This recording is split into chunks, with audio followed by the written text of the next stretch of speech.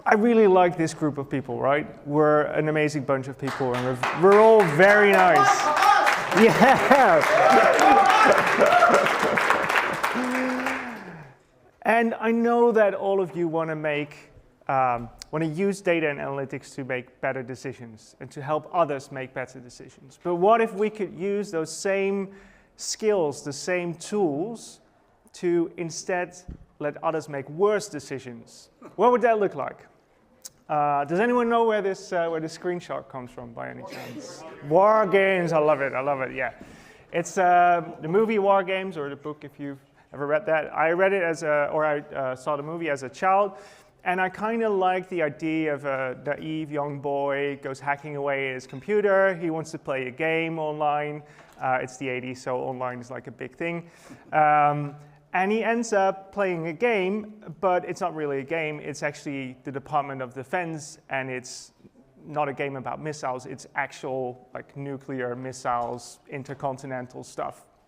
And you know, I'm not a hacker, but sometimes I do feel like that kind of boy just hacking away when I do a tracking implementation or when I work with some of my clients, and the stuff that I see makes me feel like, hey, if I press this button, what would happen? Like, would a nuclear missile go off somewhere?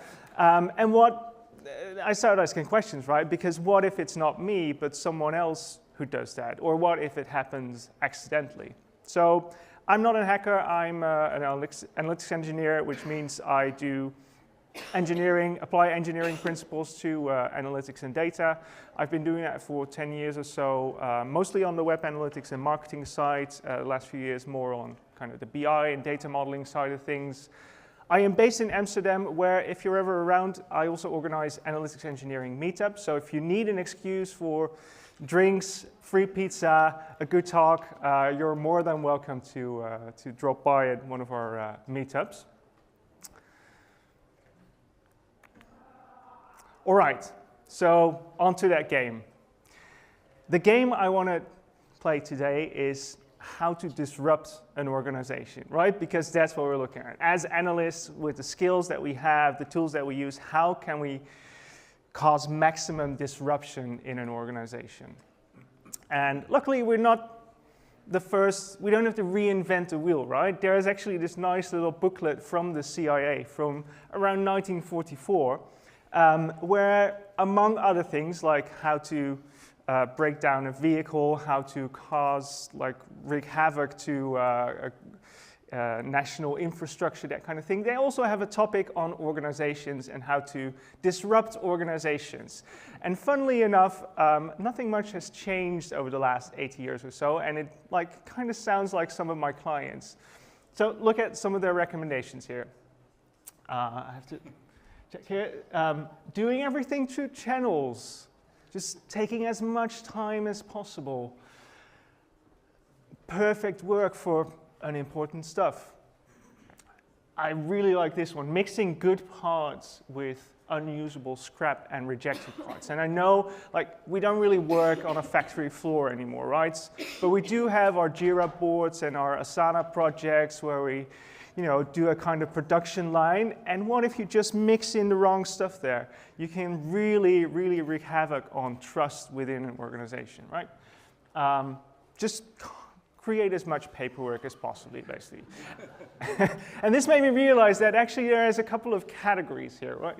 You want to create inefficiencies, and you want to create confusion, because confusion creates distrust, basically. And distrust creates more inefficiencies. So, all right, so I think that as analysts, we have a very particular set of skills that can make us a nightmare for organizations like yours. And those skills can influence decision making, where we have direct contact with decision makers often, but we're also pragmatic hackers, right? We just get the job done. We do whatever it takes. We find the tools that we need to get the insights we need. We also have a pretty big area of expertise, I would say. We have knowledge of the technologies, but also the legal domain, the business domain. We've discussed all of these topics here as well. And we have, especially if you've worked for an agency or for a consultancy firm and you've seen a couple of different organizations, we have in-depth knowledge of common pain points and the mistakes that are made everywhere, basically. So how can we apply that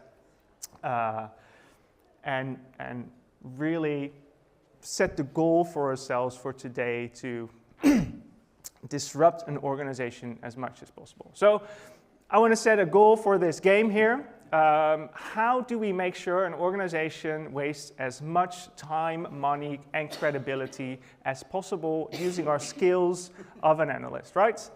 So the first step, we need to talk strategy. How do you get into an organization that's not your organization, right? So we need to figure out ways of kind of attack vectors, as we call it in the cybersecurity space, or entry points, whatever you want to call it. And there's all these like complex, if you ever worked in IT security, they come around with these sheets and they say like, you need to fill this in. Here's like 200 questions. I've done this a couple times. It's really, really boring. I don't really want to go through all of this. But what I do understand is an analytics pipeline. And I really like this chart by Anderson Horowitz. We're not going to go through all of the stuff here because actually it's a couple of simple parts. We're collecting data somewhere, we're storing that data, and when it's in storage, we're then trying to aggregate, for example, that data, turn it into some place where it can be consumed, like a dashboard or a report, or maybe a machine learning model. And the pillar underneath all of that is a kind of layer of support, our knowledge of the legal frameworks, the tools that we use, Google Tag Manager, that kind of stuff, that all goes into that support layer. So let's have a look at whether there are any entry points, attack vectors in these areas, right? So the storage layer, it's actually kind of hard because it's often like very close off within an organization. Just imagine trying to get into another organization's data warehouse. Kind of hard. But if you want to create inefficiencies there, actually some other companies have done this a lot better. They start talking about real-time analytics, for example. You can waste a lot of time and money on real-time analytics. Distributed computing, Databricks. You can also waste a lot of time and money if you don't know what you're doing, if you're applying the wrong tools to the wrong job, basically. So that's kind of hard to get into. The same goes basically for the consumption layer as well. That's really deep into an organization, right? Maybe you can add a pie chart in somewhere, or you can you can introduce some bias into a machine learning model, but still, it's kind of hard. And actually, if you look at where that's coming from, it all comes from source data. And that source data is often public-facing, which is exactly what we need, because that's going to give us an entrance into that organization, right?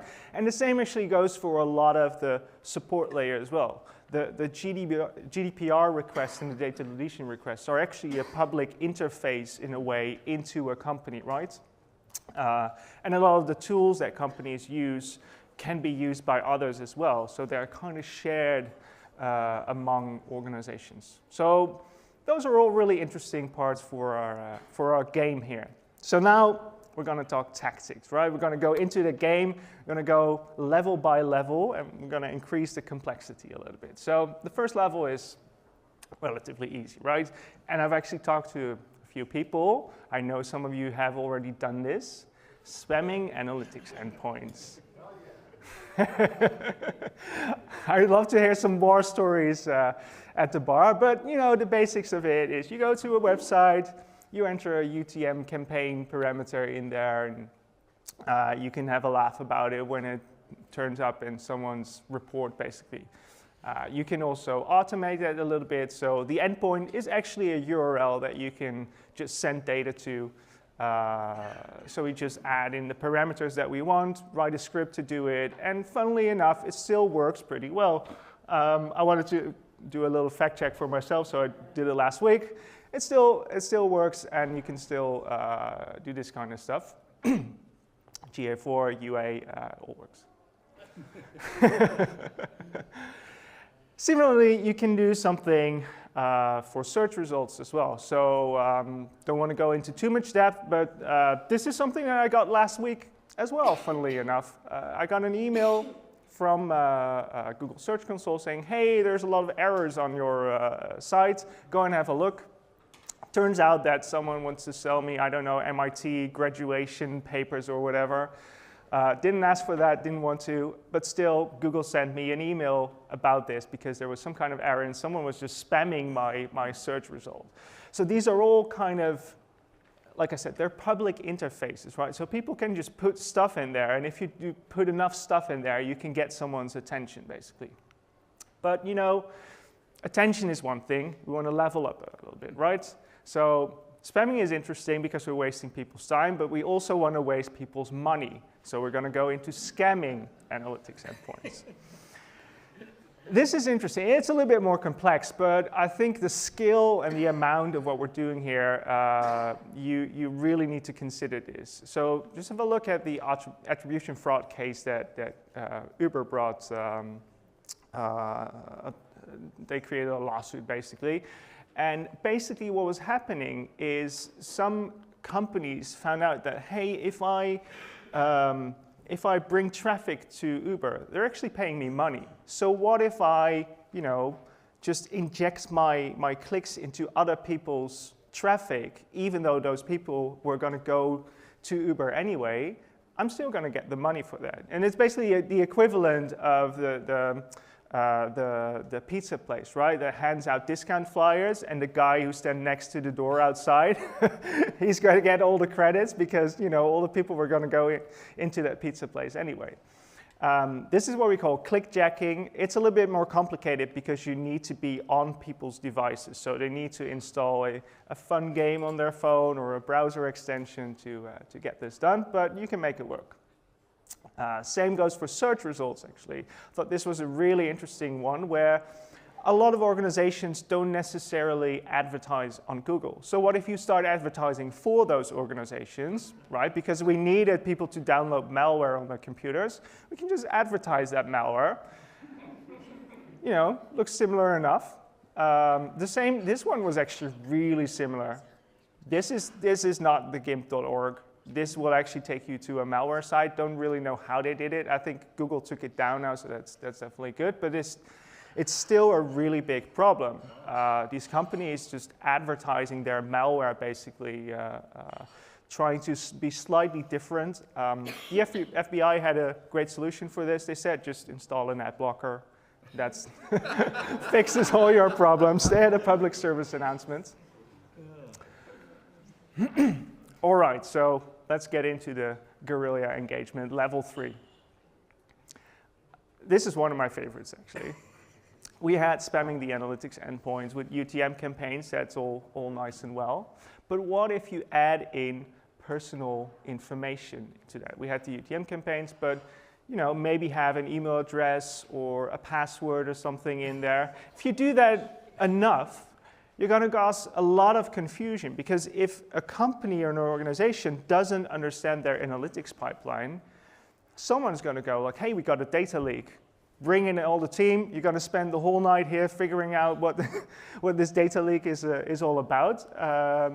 You're going to create a horrible mess, basically. So if you don't have your analytics pipeline in order, if you're not filtering out PII data, for example, you're going to have quite a bit of problem here. And especially if you then, as an individual, say, you can file a complaint, for example, and say, hey, these people were taking my email address and their password, and they're storing it in plain text, and maybe go and investigate them.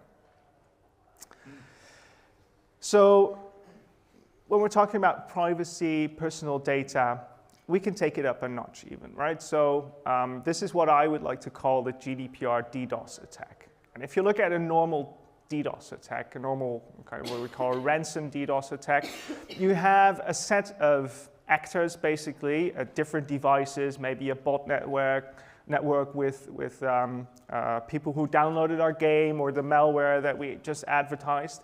And that bot network will send in traffic to your website. It will send in so much traffic that it will basically cause your service to go down. But what if we actually change that into GDPR data requests? So, you know, I want data portability, I want a data deletion.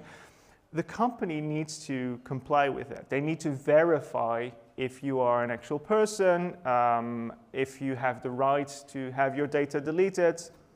And the ransom here is not so much a ransom, it's a potential fine, right? So this is a really cumbersome process for a lot of companies. Not only do they have to verify if you have an actual account, if you're a real person, or maybe if you're impersonating someone else, they can't really ask for too much data. So this is kind of a weird thing with the GDPR, because you only need to provide as much data as you need. So they can't really ask for a passport because that's too much data. So yeah, they need to figure out some other ways. And if they don't have this process in order, it's going to take a lot of time for them to get this done. And then when they do actually get it done, it also gives you quite a nice insight into how their analytics pipeline is set up, because you can see actual data from yourself for that specific company. And I definitely don't recommend doing this with companies, by the way. This is a huge disclaimer, like, don't do all of this stuff, but it is fun for me, I think, to think about. I did it with one big e-commerce company. I bought a lot of products from them, so I figured, they owe me a little bit, just to see what their process would look like. It took them 89 days to fully respond to what I was doing, and I'm sure that some people got like a very, very bad day there. But it was kind of interesting to see their process. I also saw that they are actually dual tracking some of my stuff. So some of it was in Google Analytics, some of it was in Adobe Analytics, apparently. I got a lot of data out of it, so that was interesting. All right, now we're going to get into the full illegal territory, right? So this was all fun and kind of in a gray area, but this is going to be full illegal. So this actually happened, not to me, but to some of my colleagues at a place that I worked. It was lunchtime. It's a marketing agency, so it has to be like an open space, right? Open office. Someone walks in, just grabs 5 laptops. What would happen if someone left their laptop open, for example? What could you do, basically, with a logged-in laptop that was open? You can do a lot of nasty stuff if you have access to all of these kind of tools, right? Because most of us, we don't close our laptop all the time. We don't log out of Google Tag Manager, for example.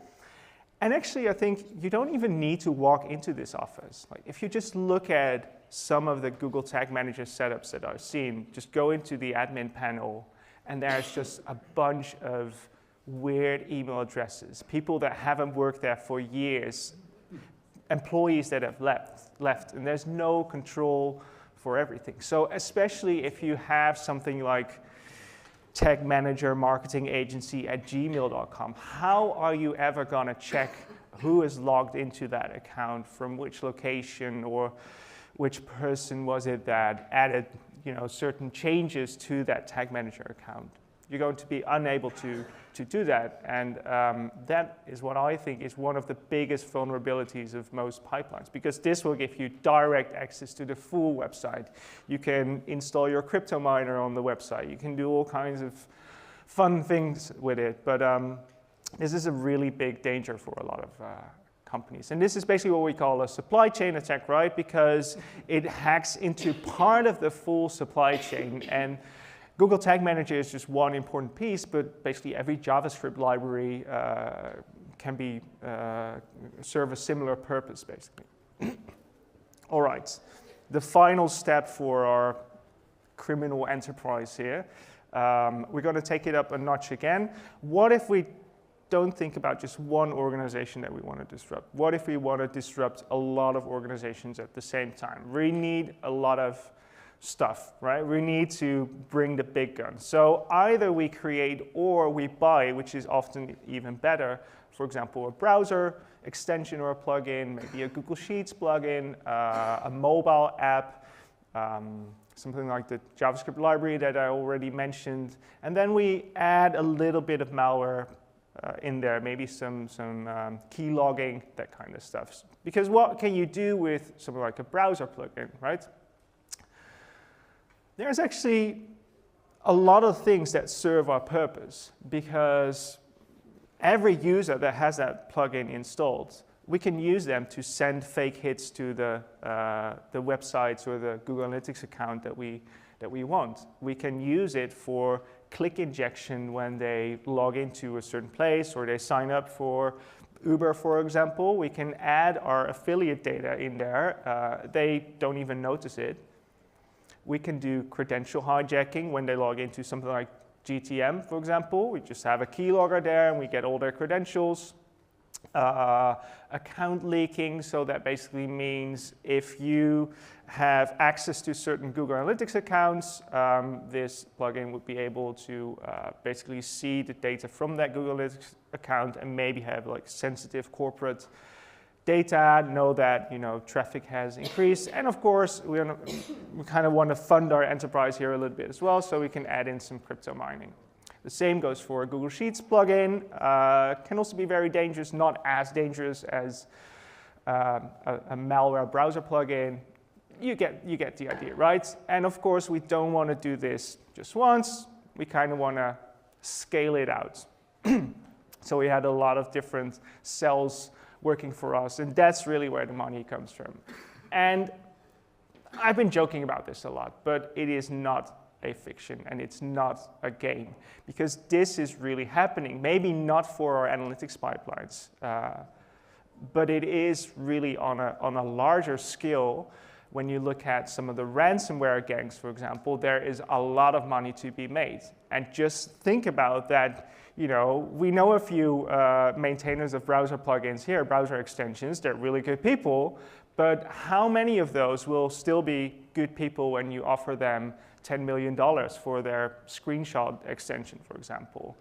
So I think this is, especially with the sensitive data that we work with, a really big problem for all of us. And it is something that I think you should be aware of. What can you do about it? Because that's obviously the question. I hope that is in your mind now and not the question of, okay, how can I make money with this? No, what should you do to prevent this? It's all about access policies, right? You saw the Google Tag Manager admin panel.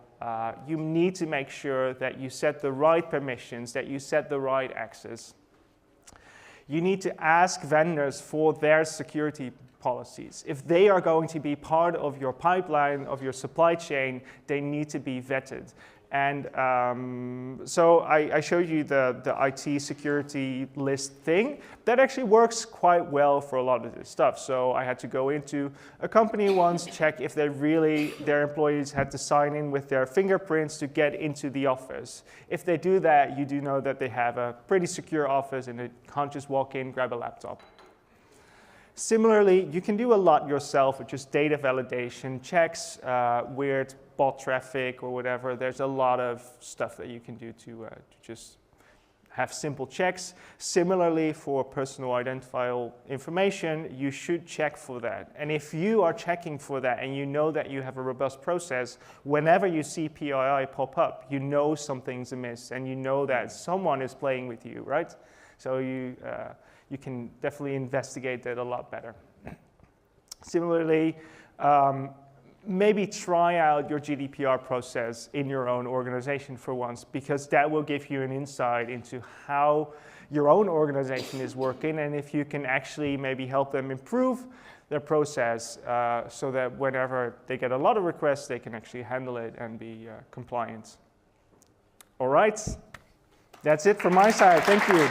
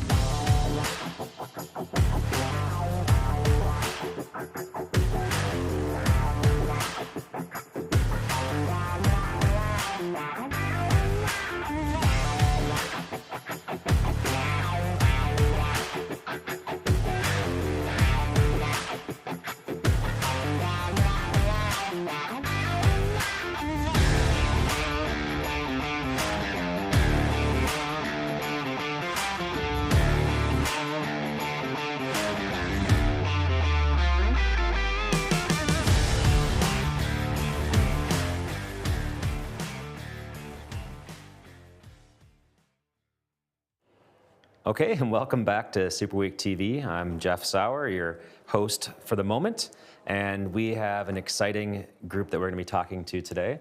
I have Oron with Elementor, who's on the client side, and I have Anna with Polkadot Data, and we're going to be talking about the idea of analytics and how it differs and is similar between people who are doing it for their company and then service providers, people who are doing it for their clients. And so I think this will be a fun contrast to experience and also maybe some similarities, but I know we see the world differently. I've been both agency side for a long time and now I'm on the client side, so it's sort of interesting how your world changes when something you take for granted is taken away from you. So thanks for joining me. Thank you, Jeff. Great to join. Yes, I'm excited. So I have my questions here. My screen just timed out, but let's talk about, there's a few factors that are going on in the world right now. One of them is like the global factor of the pandemic and just people's behaviors. Like, maybe you can throw out all your data from 2020 and 2021, and maybe this is the first normal year in a long time. Maybe some companies had really good experiences, bad ones, but that's a big, major change. But then there's also technology changes. So how have the last few years affected how this all comes together and the outlook for this area? Anna, I'll start with you. It's been a bit of a shift, yeah. We've sort of really found people have had to reassess what data they're looking at, although mostly we've pushed them to that. So there's been a lot of, I'm comfortable with this data, I'm going to keep on using this data, but then the need for more data from those who were not using it enough. And then obviously with the pandemic, the online levels of traffic and sales and everything increased nicely for quite a lot of people. So after the initial fear, the data started, creeping up and up, and then business kicked off for me a bit more because people were suddenly wanting to know, oh, hold on, I need to pay attention more to my data. I need to know more about it. But then with the technology changes going on, obviously, speaking from my point of view, we do a lot of Google Analytics. So we've been doing a lot of changing over to GA4. And that comes with the whole, but I want it to be just like I know this data, I want this data. And I am saying to people, no, let's reassess it. It works differently. Let's take this as an opportunity to draw a line in the sand. Start with what let's reassess the business objectives and have a good opportunity to start over and really think about it. And I have said to some people, yeah, your data from the last 2 years, you're not going to want to compare to that. So actually do take this opportunity to bin it and say, to your C-level people, no, we're not using that data. It's not indicative of the real trends that we can move forwards with. So yeah, there's been a lot of want to stay the same, but a lot of need to change. Yeah. A lot of need. For sure. Yeah, so of course, I agree with Anna, and I will also add that because of a lot of technology has changed, so companies have to adopt new technologies and make sure that they are aligned with better technologies so they will have better data. Mm-hmm. And yes, the pandemic really caused a disruption, and trends and patterns are not the same now as they were before. So it's hard to use historical data. But it is important to keep up with the technology so you can have quality data, so when you want to use it, you will be able to use it. Yeah, absolutely. And so being on the client side, has that changed the way that the company talks about this? Like, are people in different positions saying, hey, how do I get more data, better data? Are they asking for that, or do you have to tell them still that that's what they need? How do you steer the direction of saying, hey, this technology has changed, the world has changed, let's leverage this more? Is it being proactively done, or is it really something that you're still trying to convince people that that's what they need to do? So I think the demand is always give me more data and better data, but it's my job to tell them, okay, how we're going to do it. So I've been advocating to go to server-side GTM and do like better implementations and better data layers and do things right and with the best technology possible. Of course, not everyone really understands the full value of those technologies, so it's really up to us, the analytics guys, to share that value and communicate the value. So I think overall, yes, the company and the stakeholders, they want to get the data. And for them, I think at the end of the day, it doesn't really matter how you do it, as long as you just provide it. Yeah, yeah. So they're looking for guidance and direction. Exactly. Do you, in that, a lot of that's in-house, do you rely on vendors at all to tell you what's out there, or do you do your own type of research, or how does that part work? I guess a little bit of both. We do some research, of course, but it's also connected to the ecosystem. So if you do a lot of like Google ads, so maybe it will be better, you know, to stick with the Google stack. Yep. But at the end of the day, I believe that we should just focus on the tools that bring the best results for the business. And the company has the people to maintain those tools. Mm-hmm. Excellent. Okay, let's go over to you, Anna. And similar question, how have you noticed that the people you're talking to, are they coming to you with ideas, are you coming to them, and are they letting this be a fresh start in that way? Yeah, it's a real mix. We definitely have some people trying to replicate what they had before, and we're trying to do our best to be diplomatic and polite, and then steer them in a new direction. People who quite often will say, no, but I have to have this functionality, this data. We're like, well, it doesn't mean the same thing, or it's not important to you anymore. What are you actually going to use it for? And so we're just gently pushing back to make sure that we can steer people in the most beneficial direction. Yeah. And then, I mean, this leads nicely into my next question, which is about specifically one major technology change, and that is the sunsetting of universal analytics. So that is something where it's a total situation where people are wondering what happened, or I'm used to this report. I've received bounce rate for 15 years. I'm used to calling it goals. What is my conversion rate? But it is calculated differently. It is implemented differently. Some of those things weren't even in GA4 until very recently. So how has that been navigating that? Where are people at on the continuum of denial all the way to the, what stage of grief are people in right now that you're talking to? Personally, I've already made it through the grief stage. I've gone through that, I've dealt with that. Gone through the anger stage, that was 2020. Yep. That's fine. And now I'm in the enthusiastic, evangelistic sort of side, to the most part. But with that realistic edge that, yes, you are gonna have to realign a few things. But no, I did some training with an e-commerce company a week ago, and they said to me at the end, actually, we were really fearful at the beginning of the day. We really dread this new platform. We're scared. We're so reliant on our current set of reports. But we've left at the end of the day, we're all buzzing. There's loads of enthusiasm across the team about what we now can do with the data and how we can customize the reports. Mm-hmm. And how it's going to work for us moving forward. So, yeah, I'm really now in the point of just making it, putting that positive spin on it, and making sure people could get the best of what they have.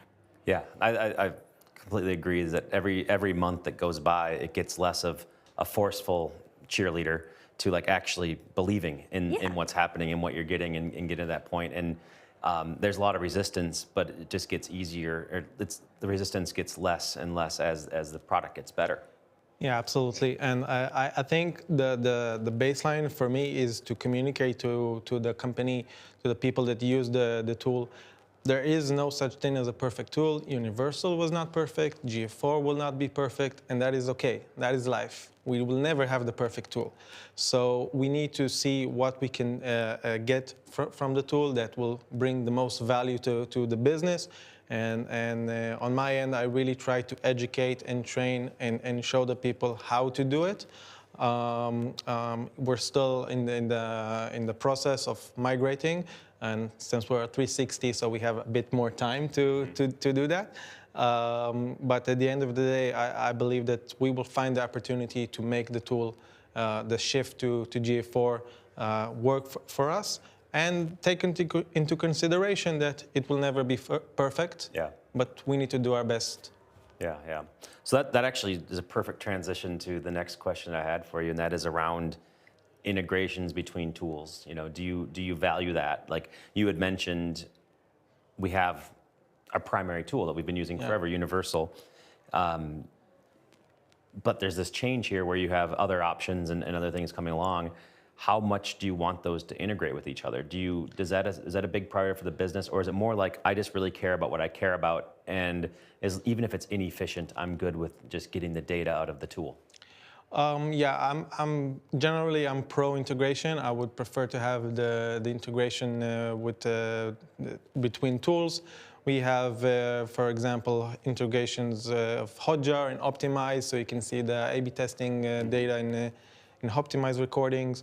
So I believe integrations are important, and they help the data, the quality of the data, and make the decisions that we get are better decisions. But it depends on the cost, not in all costs. So generally, yeah, I would prefer to have integrations. Yeah. Excellent. It's an interesting one for us because most of our clients are not 360, do not have that level of budget, and also don't always have so many platforms. So in some ways, it's simpler and the decision is made for you. But in other ways, there is a lot of talk about various different things and integrations and how complex they want a data warehouse to be and things like that. So I do try and think each client is going to need its own solution. And if they've got a total budget for the year of, on this area of, say, 10,000, it's going to look so different to somebody with an extra 0 on the end. And they can then add all the tools and integrations. Whereas the person with the 10,000, it really necessarily isn't worth it. You just want to put your money into, the bits that can get the revenue back faster. So, yeah, it's that balance. Yeah. So we, don't get to integrate too many things, but when we do, it's really nice to see how it can work all the way through. Yeah. I mean, it's obviously, if we had a perfect scenario, we would integrate everything and there would just be a single button click. But again, there is this sliding scale of how much does it cost and whether they're compatible, speed to market, speed in general is a big factor here, right? So I had a similar question, but I think it's different enough that I'm going to keep it in there, and that is really around, we talked about integrations, and you mentioned a few specialty tools, but like, is there room for specialty tools, or do people look for an all-in-one solution right now? So are they asking you, hey, I want the best heat mapping tool, I want the best A/B experimentation tool, I want the best clickstream analytics tool, and I want you to make it all work, or I want you to pull together the reports, something like a business intelligence suite might give you dashboards. What's the tolerance lately? I mean, straight away, I sort of feel you need a specialist in each area, but then you do come on to the whole point of actually by integrating the data, you can make that bigger picture and get the better sort of the truer. Well, you can never get everything exact, but the more top level, holistic, I hate that word, view of the whole thing. So yeah, you could argue it either way again, but it really does come down to which tools suit which businesses. And also the team who use it. As you said, you've got the team who can do X, Y, Z. You need the people. You've got to make sure that your people are going to be able to use the tools. Mm-hmm. So actually, maybe focus on the people, and then think about what's going to fit. Yeah.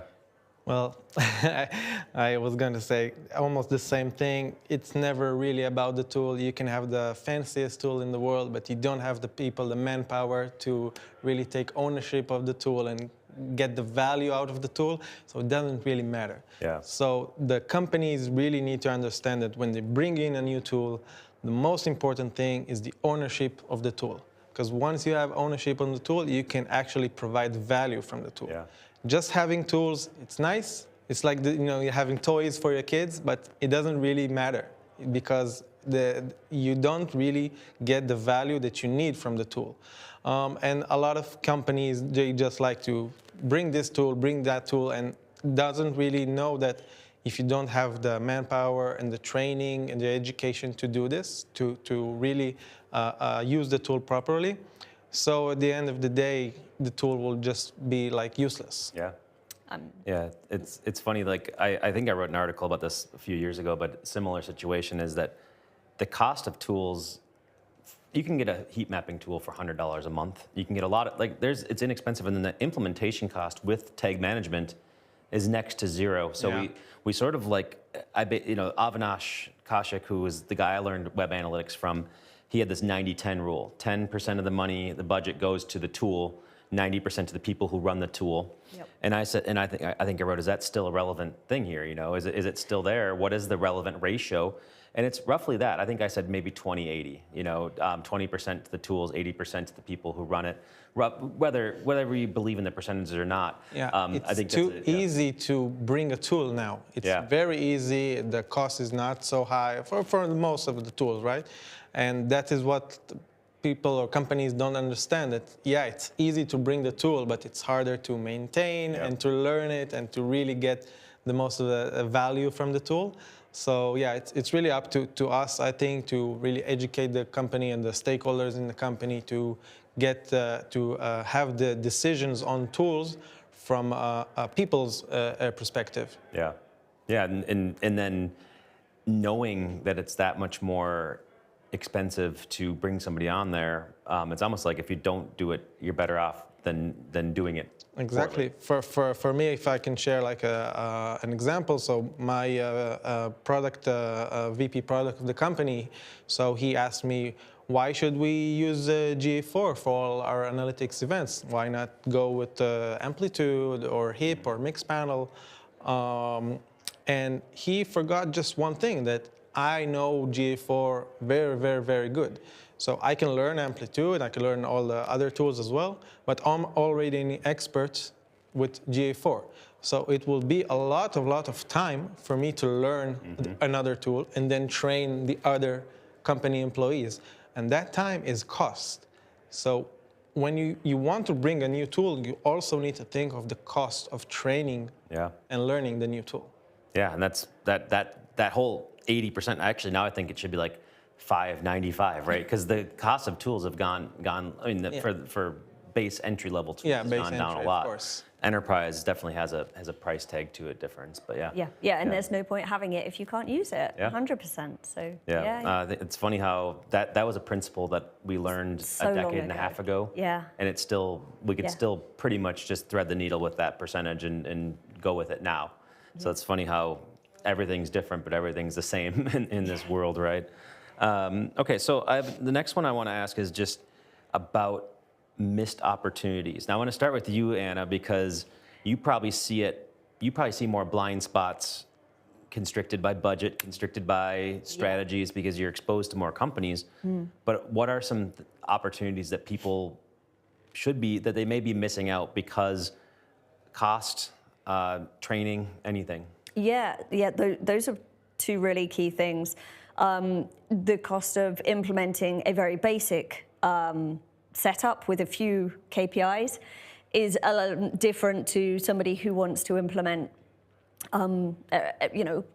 everything with the bells and whistles approach. And so we do have to realign with some people and say, look, you haven't got the knowledge or experience to use these higher level functionality anyway.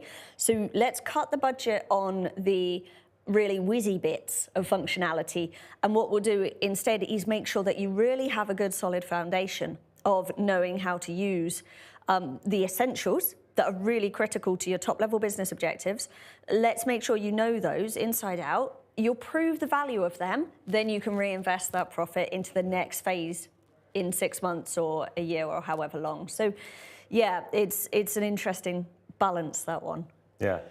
So I'll just carry on. It's a bit similar to the previous question. So it's much easier now to track a lot of things, okay, with like enhanced measurement in GA4. So people from outside think, okay, let's track this because it's easy. So it's very easy to add tracking. And I think what we're missing is the focus of the tracking. We need to focus, like Anna said, on the basics, on the essentials, and then start building on top of that. So I think because it's so easy to track things, and of course with GTM, you can do it with 2 clicks. So a lot of companies just go and track a lot of things, and that adds a lot of noise to the data. And then you drown in a lot of numbers and dimensions, and you don't see your North Star metrics, you don't see the things that you should be seeing, you should be monitoring. So I think that's one of the things that we're kind of missing today. Yeah, I think there's definitely a strategy problem a lot of times. A less mature organization lets the vendors choose their strategy for them, and whatever they see as important is what the tool tells them at the basic level. So bounce rate's a classic example. The only reason why it exists is because the only reason people care about it is because it was put in the tool. There's better things, right? But a lot of times the education comes from the vendors. They're the ones who are certifying all the people. They're the ones who are telling you how they want them to use your product. So yeah, so do people paying for strategy, are they willing to accept strategy resets? Force feeding it to them. Yeah. Basically, we've decided we have to force it to them. And with the benefit now is that people are realizing that they can customize and that they have the power to customize reporting and that they don't have to stick to the mold. Yeah. And I used to preach years ago that, you know, your website is not the same as somebody else's website, so why are you sticking to the basic tracking model? Why are you just doing that and not adding in e-commerce, events, whatever, custom dimensions and all of that? So I was a massive advocate for customization. And now we get to customize the interfaces in so many more products. So it's not just GA4, it's other products as well. And Adobe's been doing it for years. You've built that suite of reports that suits your reporting needs, your business needs. And I think that's, you know, a fantastic opportunity for people now. And it really proves that it's about the data that matters and it's about using what's important. Yeah, I just think about the strategy. It's like, yeah, you should always think with the strategy in mind. But you know, in these times, the things are changing so fast. So sometimes you want to do the strategy, but you have to do tactics. You know, so you want to build things, you want to build the models, you want to build the data layer, you want to build things that will last for years. But our environment everything is changing. The website is changing every 2 months. So this is really the challenge for me on a daily basis, to keep up with the changes and adapt and adjust the tracking. You have to have the long-term plan and the agile list next to it, and then try and just keep going. It is becoming a lot of project management is required to keep the product evolving and keep it relevant now. And it just really emphasizes how communication within the company is super important, because you don't want it to be like you do this and they don't know what you do, and then they go and change things and things break. So communication. Yeah, I've noticed that a lot, and also the strategies lead to the tactics, and the tactics lead to the strategies. You can have a session where you say what's important to you, and then the second you look at that data, you can decide it's not important to you anymore. So I think that it is a moving target. I think that a lot of us treat it as a one-time project or a one-off, and you're like, okay, there it is. But it really is more of a living, breathing thing that needs to be adjusted, and it's continuous, and that's how you get better. And you know, a lot of companies, like a data-driven company, that's sort of what data-driven means, is that you come up with an idea, then you consult the data and you inform what you do with it the next time, and you get better and better. But that's not always what happens in practice, because it's hard. It's making hard decisions. It's taking the time to analyze data and say, is this still useful for us? Is this going to, you know, do I have to explain this to my boss? Do I have to explain this to somebody in the company who just wants data? What do we do? So I agree with you that it is a living, breathing thing, and it's not an easy, it's not something that's easy to convince people to keep on adjusting to. Absolutely. Yeah. As you say, you have to. It's data driven. You have to keep driving. It's not pull up and park. We've got to keep it going and keep talking about it, as you say. But it is, it's just something to make part of your processes, and that's always been one of the biggest challenges of being in the analytics world, is people don't put analytics as part of the process when building new website functionality, new websites, new marketing, new products, any of that. They don't think, how am I going to report on it? How am I going to analyze the success of this? They never think that before they need to. The challenge is to bring that awareness to the organization, which is really hard. Things change and people change, you know, new people come in, and it's really, really hard. Yeah. Have you implemented any frameworks then to sort of reiterate what the strategy is? So one of the things that I like about GA4 specifically, and you mentioned Adobe does this too, is that you can customize the interface. So I've changed the navigation to be my measurement framework for people who are looking at it, and they can see the awareness. They can see the different stage that somebody's in, and all the reports are based on that overarching strategy, which I think is a a big opportunity to then everybody who sees it is reminded of the company strategy over and over again. Is that something that you've seen people do, or Yeah, I'm helping people do that at the moment. So we'll say, right, this is the marketing teams.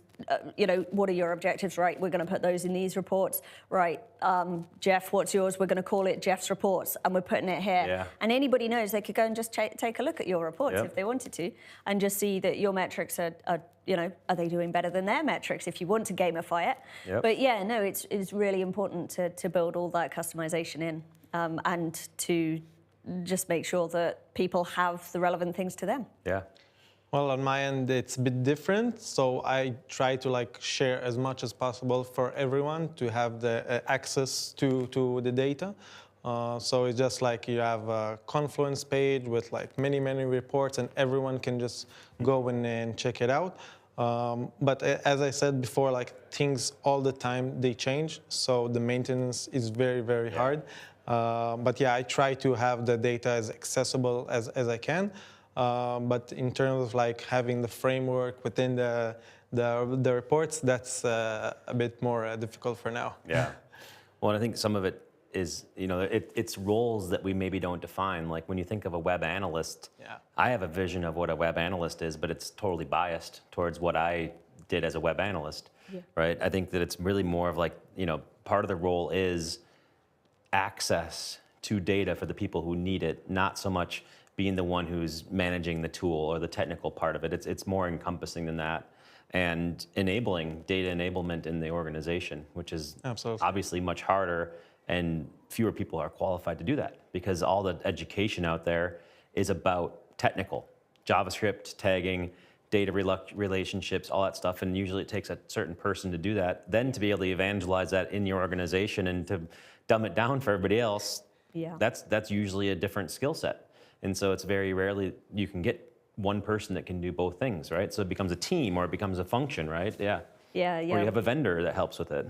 So we're restructuring our processes at the moment to get over that kind of an obstacle where, techie side can do the techie bits, but we want to make sure that that's obviously not siloed, but also that they know why we're doing these things and how to build it in a way that then gives it to the next person in the process in a nice, usable fashion. So it has made us rethink a lot of things as well and improve our own internal agency processes, which is, it's great. It's great. And this is also why I've enjoyed coming here, because I get to just shut off from that and think clearly for a bit and sort of just think, oh, okay, wait, why haven't I done it like that? Right, okay, when I go back, it's all changing. And we're just gonna, just make everyone a bit more clear about everybody's, role at which stage of the journey with our clients and how we make sure that their data strategy is seen from beginning to end. Yeah, well, for me, it's really a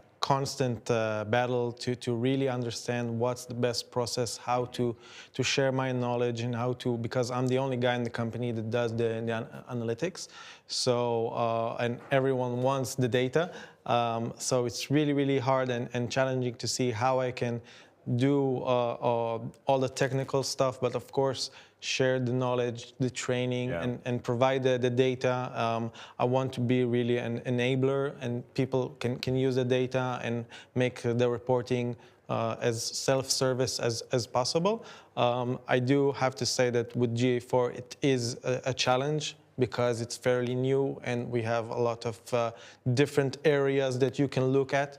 So I hope that it will be much clearer in the future. But for now, it is a big challenge how to communicate to company employees, which are not very savvy with universal analytics. So now they have to learn a new platform.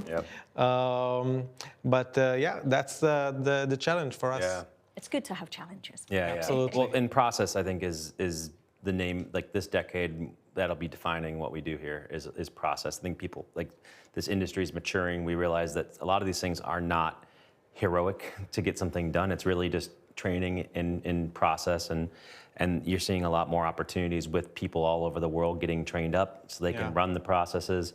We created a Google Analytics 4 process toolbox. So there's like 80 SOPs, and people can download them and they can check the list. And people who don't really, like, they can take a training course and the SOP, and they can do it as well as a, not senior consultant, but like a, you know, a mid-level consultant. And that's actually, I think, going to be a big part of this, is that you shouldn't have to be doing the data pulls. You shouldn't have to be doing those things. You should be doing the direction and the enablement of data, but you need to free yourself up. But who has time to do process, right? And if it's changing, like you said, every few weeks, that's the challenge. Yeah, absolutely. And the opportunity, right? So it's a challenge and it's an opportunity. I want to look at that as an opportunity, even though sometimes it is, you know, a bit hard. But yeah, that's why we're professionals, and that's what we're paid for. And I love the challenge, you know, and everyone here at Superweek, of course, we all get to experience this new tool like GA4 and tackle all the challenges together. So it's nice that, you know, we have like this community that can help each other to tackle this. Yeah. Well, we're about to wrap up. I'm going to ask one rapid fire question, then we're going to clean this one up. And that is, there's the old adage, you can get it fast, cheap, and good, pick two. So if it came to your opportunity with something to get the insights, would you choose fast, cheap, or good? Or which of the two would you choose? Cheap and good. Cheap and good? Fast and good. Okay. It's close between the fast and the cheap, but good is 100%. Yeah. I think good's the one, the non-negotiable one, right? Exactly. And then fast and cheap comes down to your budget, right? So, exactly. Yeah, money is attracted to speed. So yeah, definitely. Yep. There you go. So awesome. Well, thank you so much for joining me, and thanks for you all for following us on this live stream. This has been the studio portion of the Superweek TV with Anna and Oron, and thanks a bunch for joining me. And it's really a pleasure to host you. Thank you very much. Yes. Yeah, it's been good.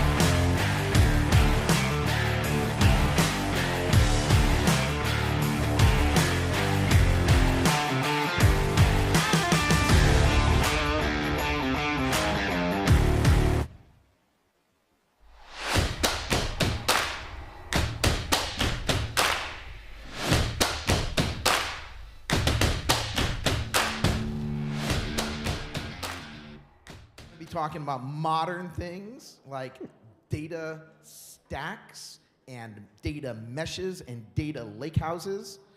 And when you leave here today, you're going to know what a lake is, and a house, and a mesh, and a stack, and all of these terms, which I don't know what they mean, but I asked Troy.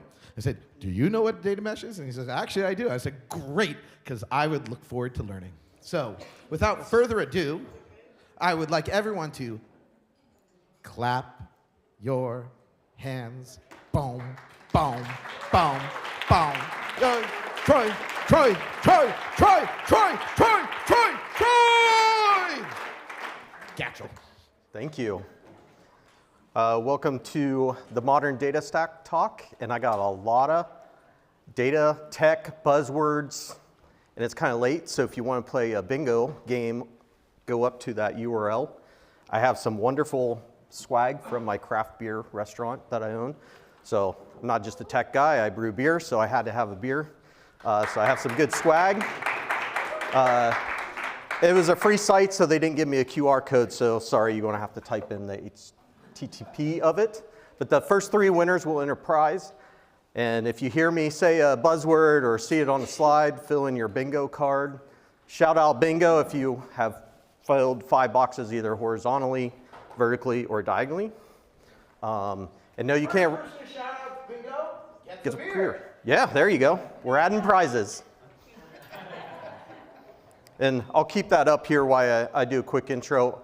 I work at HCL Software. I'm our CTO in data and AI for our innovation and R&D team. So I'm modernizing our data and AI stack to power our e-commerce and marketing automation platforms. I've been in data engineering for 20-some years. My fun fact was, I think 2007, co-invented a cloud storage service company that was competing against AWS S3. We failed, so I'm not here out on a yacht and rich. Instead, my prize was, a couple years ago, I was a $1,000 Jeopardy answer for my failed startup. And the question to that is, what is cloud?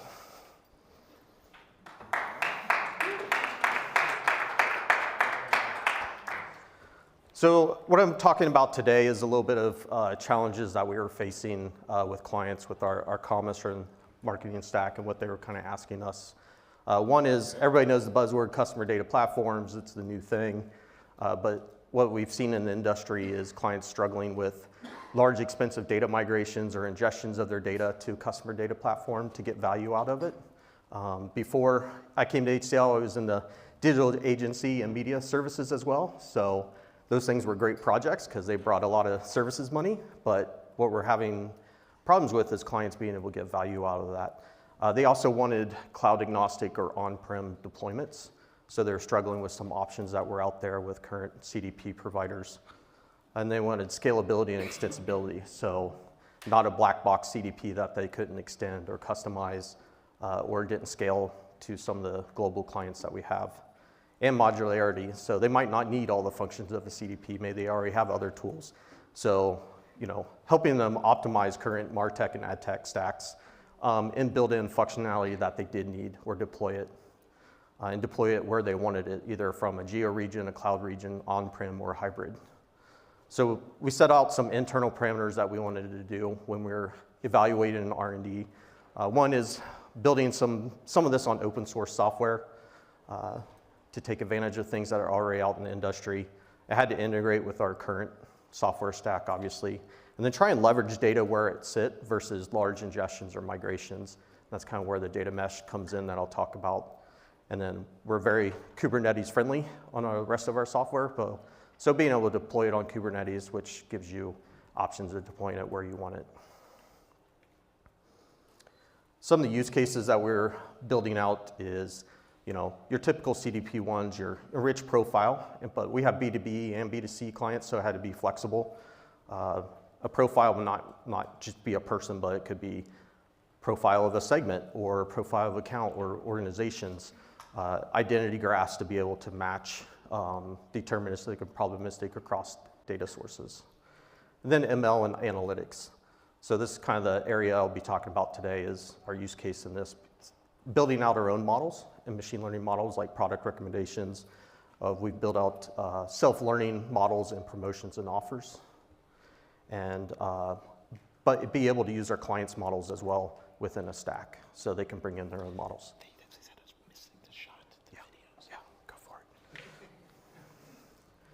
And then enterprise integration, be able to integrate across an enterprise, whether that's their legacy applications like call center applications.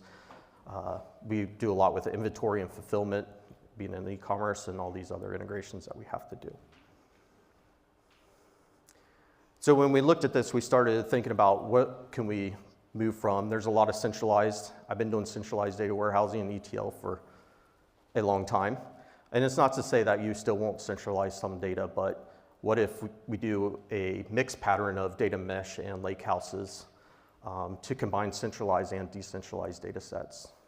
That's when you get into trying to move away from siloed data sets that couldn't be joined to be able to do query in place with federated joins.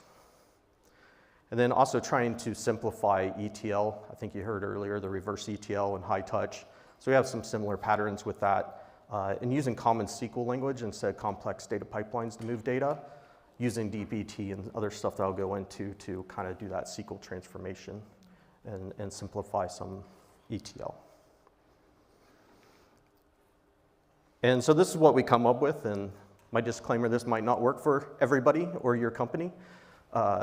So you kind of have to do what you want to do or what you need to do. So we had several different tools that are for specific things. We use Kafka streaming for all of our real-time event streaming. So we have, for example, Google Analytics on our GTM server side. We have a template that can stream that data directly to our event server, which gets processed into Druid. So Druid's a streaming analytics engine. It's very good at streaming or batch data. I'll go into each of these components individually. And then Iceberg is really taken over from a data lake architecture. I believe Adobe Experience Platforms moved over to Iceberg for some of their data ingestion, and kind of gives you that option to do a lake house. And then we're warehouse agnostic. Our clients have their own warehouses. We're not trying to force them into a new warehouse, so we can join into other warehouses as needed. Trino is a fork off of Presto, if you've heard of Presto. So Trino is a distributed query engine. It doesn't actually hold the data, but it's going to push down those queries to those different data sets, and that's where the data mesh comes in. And then we have our own, we have Hue for the query IDE, so it allows you to connect to different databases and connects to Trino directly, and using dbt for that transformation logic. Then we have our own UI, APIs, AI models, and dashboards. For exploration, we're using Superset, which connects to Trino. Then you can have all your data that you want to explore, pushing to Trino, and then pushing out those queries to all those different data sets. And then we use Keycloak for underlying security to the data applications. So this is just kind of another simplified view of it. Trino is used for that data mesh, so we can query down to your commerce database, if that's Oracle, SQL Server, MySQL. It pushes down to our Druid event server, push down to your data lake, Sports Redshift, BigQuery, whatever. And then it can join in the Trino workers and cache some of that data. And then you can snapshot, use dbt to snapshot or materialize that data into Iceberg, into your data lake. Because obviously you don't want to do all your reporting on your transactional servers all the time and running queries. So sometimes you want to materialize that data into Iceberg. But that gives you that opportunity to query across different data sets. Then Trino is used for our training models, and I'll go into some of that as well. And then we can reverse ETL out into customer experience platforms, more tech platforms. There's data connector, ETL tools that you can use, Airbyte, Italian, whatever you want to do for connecting to different social media, Google Ads, etc. So I won't go bullet by bullet, but some of my main favorite features of Druid, it kind of combines a time series database into a columnar data store. It's really good. It has native connections already to Kafka. So when you have your event topics coming into Kafka, it automatically pushes that into Druid. It was open sourced by Netflix, so it runs all of Netflix's clickstream analytics, billions of transactions per day, so it's linear scalable on your events. It also does batching, so if you're having batch data to an object store, it'll automatically bring those files into Druid. And then I'd say the downside, it has to have a time column. So everything is kind of time-oriented. And it does not do very well at joining large tables like a normal warehouse would. So we use it more for our time and event analytics. My favorite feature is the auto rollups. So you can define aggregations on top of that data. And as that data comes in real time, it's automatically updating aggregations. So you could see product sales real time, category sales real time, page views real time, automatically rolled up. So Iceberg is an open table format for big data analytics. And it's kind of a Hive or Pig replacement to make it more SQL friendly. The favorite thing I have on that, what? Bingo. Who had bingo? Tim Wilson! Yeah! You can collect your prize after you got #1 choice. Love it. My favorite thing is schema evolution. So if you work on large data warehouses, the hardest thing is bringing in new dimensions or creating new dimensions on terabyte tables in traditional like Oracle, SQL Server, whatever. You can evolve your schema without worrying about old data. It handles all the metadata for you. And you can time travel back to old schemas if you wanted to automatically based on snapshotting of data. So it's very powerful for that. And it has kind of ACID transactions. So it has atomic updates and eventually consistent updates as well. And it's open source through Apache. Dreamo has an enterprise version of it. So they're kind of doing the enterprise data lake. Oh yeah, #2. We've got 1 slot left. Oh! All right. And I have free extra stickers too if you want to put my restaurant on your laptop. So Trino is the distributed querying engine. So like I said, it does not hold data itself. It's SQL friendly, has a lot of connectors. There's a really growing community. So in 2019, they forked off from Presto. Those inventors of it left Facebook to create this. It allows you to do federated joins. So this is the data mesh part. So you can join your transactional data to other data sets through this engine. And there's some things you can do with caching as well. And it's also a way to speed up batch ETL processes. So if you have your ETL transformations in DBT, you can execute them on Trino, and it can take that data and materialize it into Iceberg. So how many people use DBT here? Awesome. So this is probably the one tool I recommend out of all of this. No more emailing your SQL statement to figure out what Bob, Mary, or Jane is doing for their aggregations. It really helps you also to work in decentralized and centralized teams and organize your SQL and transformations across your different data sets. You can have targets in here, so you can have dev, stage, production. It'll push out those tables or those views that you need, push out your aggregations. There's macros in here, macros that you can script out.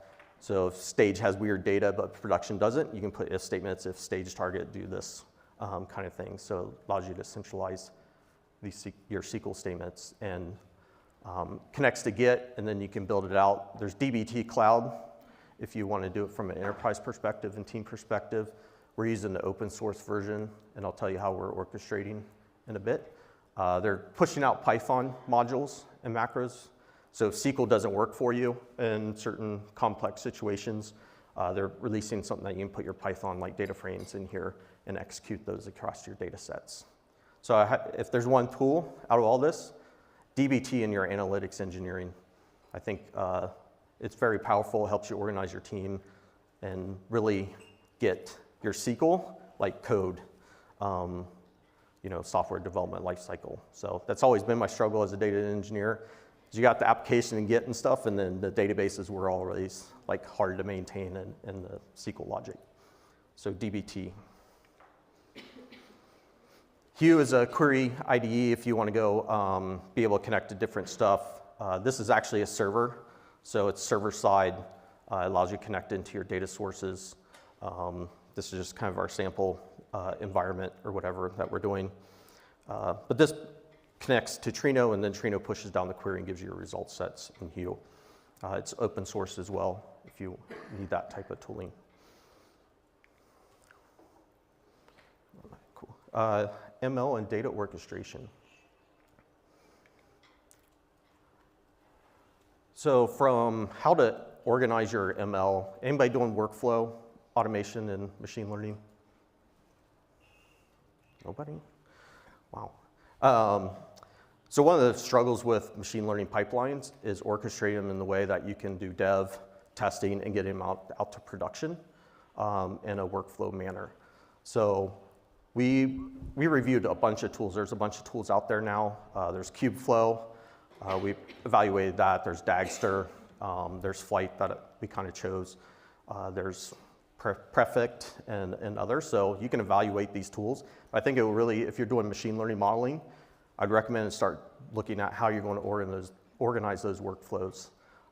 Flight has a DBT connector. So now you can we organize our feature engineering to DBT. So sorry. I see I need a beer, but I'll do water instead. So you can do your aggregations or whatever feature engineering you can do in DBT. Flight will orchestrate that data, do your model training, and then push that out into Kserve or some other model serving for your production. We're evaluating Feast right now, so it's kind of in our evaluation in POC. Feast allows you to do a offline and real-time feature store. Feast. So we're looking at it has Redis underneath to push your real-time features. So we've been testing out with our event architecture. We can take our Kafka queue, get the features we want out of that queue, and push them real-time into Feast. So one of our promotion models learns real-time, so we can speed up multivariate testing in real-time versus manual A/B testing is one use case we're using this for. So the model learns what promotions are working well in real-time based on GA data. So who's clicking this promotion, who's converting, and we can push that real-time into a feature store for predictions. And so I can't show you our real stuff, but basically Flight gives you a dashboard and a workflow. So you can see all your workflows running in real time. You can execute your ML workflows. You can set it up for dev stage production. It's very Python friendly, so you'll basically create all your workflows and tasks in Python along with your models and build those to Flight, and then Flight will execute them on a Kubernetes cluster. You can download a container for it locally, test your stuff locally, and then push it to your main clusters in Kubernetes to run.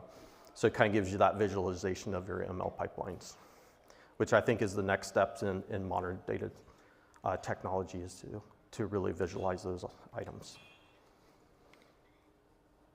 All right, so if the demo gods are happy, I'm going to try and show a little bit of this. So we have a demo commerce environment. It's instrumented with Google Tag.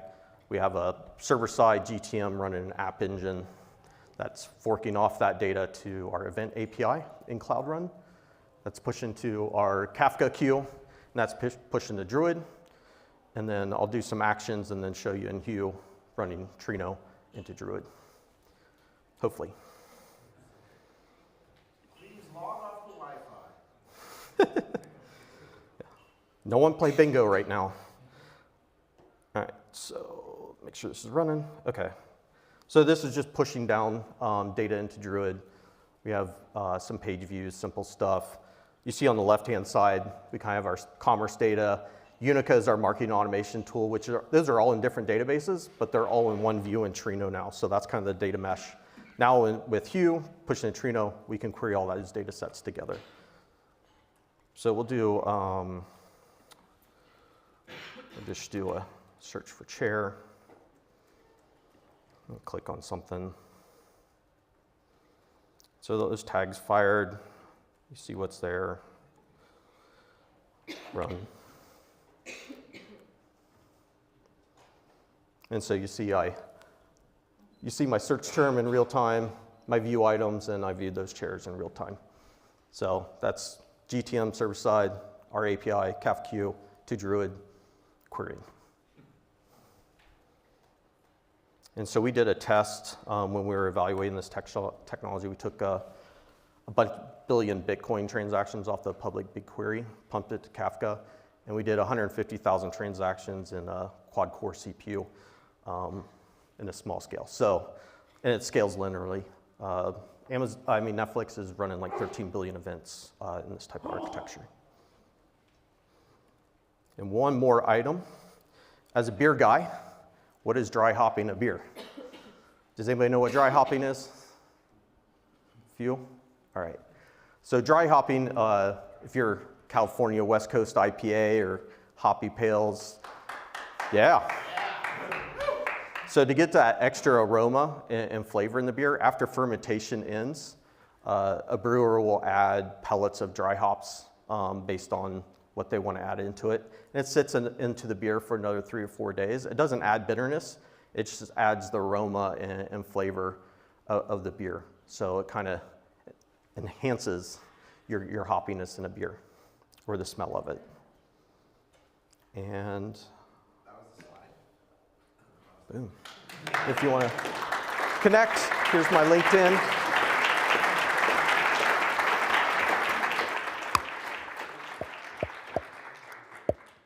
It works. Thank you. That was great. Another round of applause. Another one, another one. Keep on going. All right, Troy. So it seems to me that there was a lot of technology presented in your talk. You did give one potential use case. Could you give 2 or 3 more? Like where do you use this in a business case that you're serving clients, that people are making money from it? Because I understand these flows, but what does it turn into for the company? Yeah, so the one is we're building out embedded dashboards into our commerce products, so this data can be visualized, traffic campaign data, channel data, product analytics. So that's all being pushed from here. And one reason why we needed that data mesh was because we have commerce database, we have marketing databases that kind of need to feed all that. So that's one use case. The other one is the machine learning modeling. So we have product recommendations model. So we have frequently bought together, more like this, kind of like what you see on Amazon. So that all flows through this pipeline. That can be trained, whenever the client wants to do it. So that's why the ML pipeline. Some clients want it trained every 4 hours or once a week. So it allows them to automate that. So those are, and then the promotion one that I mentioned is kind of the real-time feed. Round of applause for Tim Wilson. Not necessary. So I thought I had one question, and then I thought about it, and it's like a 6-part question. So I'm going to try to boil it down to a 2-part question. It's typical Tim. Yeah. It's going to take 10 minutes to explain my thought process for the question. So similar to where Yehoshua, if you, I don't know if you can go back to the overall architecture slide, how do you get from nothing to 10 systems? Does it start with these basic 3 and we'll add these other ones on? And kind of the second part is where does the cost fall? Are some of those total noise and it's this one is half of the total cost? Understanding that changes over time. How do you get to there? This is a fully formed thing. Yeah, so we evolved this, I'd say, over this last year, trying out different technologies based on our requirements and needs. And we kept adding on components after we got one done. Because we started with the base data, Trino and those type of stuff. We tried Presto, we tried other query engines, and we landed on Trino. And then working with some clients on what their struggles were and piloting some of this. So this has been, I'm in innovation R&D, so this has been a year process on getting to this point. And right now the costs, right now we don't have a SaaS offering. We usually deploy our packaged software in a client's cloud environment or in. Oh, right. This is part of our innovation budget, an R&D budget that we do. for. Oh, so we have this deployed in like Google.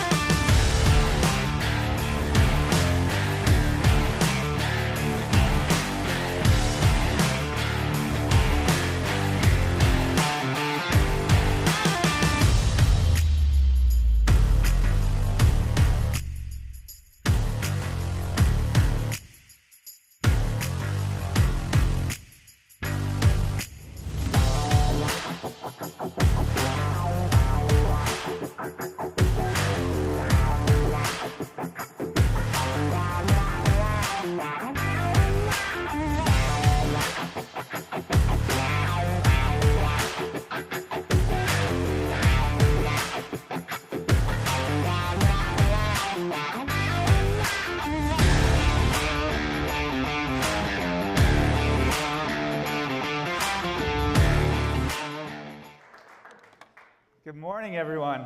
If that doesn't get you fired up, I don't know what will. So thank you for that start. Hi, everyone. My name is John Lovett. I'm going to talk to you today with my colleague James a little bit about outside-the-box analytics. So just to... Okay, it's a hard click. So let's talk about analytics. That's why we're here, right? So we're going to start out by challenging analytics a little bit. Then get in the context or start to think outside the box.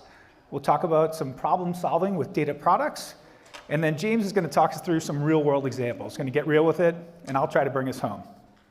So with that, I'm going to start by telling you a little bit about me. So I've been in the analytics industry for a number of years, and I've had the good fortune of working with some amazing colleagues. Before joining Seer Interactive, I was at Search Discovery for about 4.5 years, and we did some amazing things there, talking about data, building data strategies, really doing some amazing work. Before that, I spent 8 years with Analytics Demystified, and I got to work with the likes of Orly, with Adam Greco, with Tim Wilson and Eric Peterson, and we were really defining what it meant to do analytics at that time. We were talking about the strategies, the way to do analytics the right way, and really kind of how you built systems. Before that, I was at Forrester Research, and I consulted with large organizations trying to talk about how should they be using their data. How do they use these analytics tools that they had made million-dollar investments in to really get the most out of them? So talking with all these large organizations, traveling around, really trying to help companies get the most out of their analytics tools. So that brought me to Seer. Now I am the VP of Analytics and Insights, and I get to manage a large team to try to do the same things, to help people really understand analytics. So show of hands, how many people have been to this place, to this conference? Yes, a lot of you guys. You can probably find yourself in this picture here somewhere. But these companies, through the course of my career that I worked with, had hundreds of thousands of dollars, millions of dollars invested in their analytics tools. More often than not, they had teams of 10, 20, sometimes 40 analysts that were dedicated to getting the most out of their tools. Big teams, we were talking about building centers of excellence. How do they structure their teams? How do they build cultures of data to get the most out of their products? But as we heard Adam talk a little bit yesterday, we did a big disservice to a lot of these companies. It was complicated. It was confusing. I spent all of my time and energy convincing people, just use the analytics products. Once you use this, the insights will appear. You'll get these great ideas. You'll be able to do amazing stuff with this technology. But it was really hard. We had to convince them, and we continue to convince them day in and day out, how do we do this stuff well? So Adobe's one side. The other side, now, we're at kind of an inflection point with Google Analytics. So we're asking everybody, let's migrate off of Universal Analytics, let's roll over to GA4. And I don't know about you guys, but a lot of our clients today are asking us, hey, just take what we have and just move it over to GA4, that'll be fine. That's all we really need. And you slap your head in your hand, you're like, listen, I have to explain this to you because it's not the same. It's very different. It's going to be different. They're like, we don't really care. Nobody uses it anyway, or just a few people are looking at this tool anyway. We just need to get them the data. It's frustrating. It's frustrating as all hell. So don't be sheep. Don't just say like, oh yeah, we'll just build you the same thing you had before. We have to think differently. It's time to think differently about analytics. And so, whoops, going back. So at SEER, one of the things that we do and how I realized that SEER Interactive thinks differently, instead of consulting with companies that have these teams of 10, 20, 40 analysts, $1 million budgets, our clients are scrappy. They're challenger brands. They are the brands that are trying to win. They're trying to do more with less, and they're fighting for every win they can get. They need the data, but they don't have the people that want to look at it. They don't have the experienced teams that have done this again and again and again. So we fight for these, we help these challenger brands. We fight for them by using data to solve their marketing problems. So that's how we look at the world. What data can we bring to really help solve their problems? And when we talk about this, one of our taglines is, excuse me, we set fire to assumptions. And that's what I'm asking you to do today. Think outside the box, burn your assumptions. At SEER, we try to build inspired communities from the ashes. And if James and I can, in some small way, inspire you to think a little differently about analytics today, then we will have succeeded and done our job. All right, so thinking outside the box, we are at a different place. Never before has analytics been at this type of inflection point, where the interfaces, being as hard as they are, as complex as they are, as many people as we try to drive to them, they don't work in the ways that we need them to work. So it's time to think outside the box. It's time to think less about, let's just get everybody to use Google Analytics, or let's get everybody to use our Adobe Analytics platform. What if maybe there wasn't an interface that we tried to get everybody to? Maybe if we brought our data and our tools and our solutions to the people in the ways that they use them, maybe that's a spreadsheet, maybe it's Tableau, maybe it's Power BI, I'm not sure, but maybe, just maybe, we can break out of the traditional conventions of, let's just get everybody to use the analytics tool and we'll train them how to do it. Okay, so when we start thinking outside the box, I'm gonna take you way, way back. So to me, the whole process of analytics is thinking about data. It's the analyst behind the data. It's thinking, putting thought into what does the data mean, how can I visualize it, and how can I communicate that effectively? So this is an image of Newspaper Rock, right outside of about 50 miles south of Moab, Utah. Great mountain biking town if you ever want to check out Utah. And so really what this is all about is thinking about how do we communicate, how do we interpret data. In some respects, you can think about this as data, right? This is data that people put up there, that some people 2,000 years ago put up here to communicate something. This, I think, I would argue, is the first user journey that ever created right here. That's the first user journey that ever walked down. But consumers of this, or people at that time, really said like, they were basic things. Thinking about it, where can I get something to eat? How can I get there? And how do I get there without getting killed or eaten by something else? So, as we think about the concept of what data is up there, what data we have, how can we communicate that data and make it effective to our users so that they can start to benefit from it and make good decisions about where they want to go. So as we kind of go through that, we built out a framework that we talk about.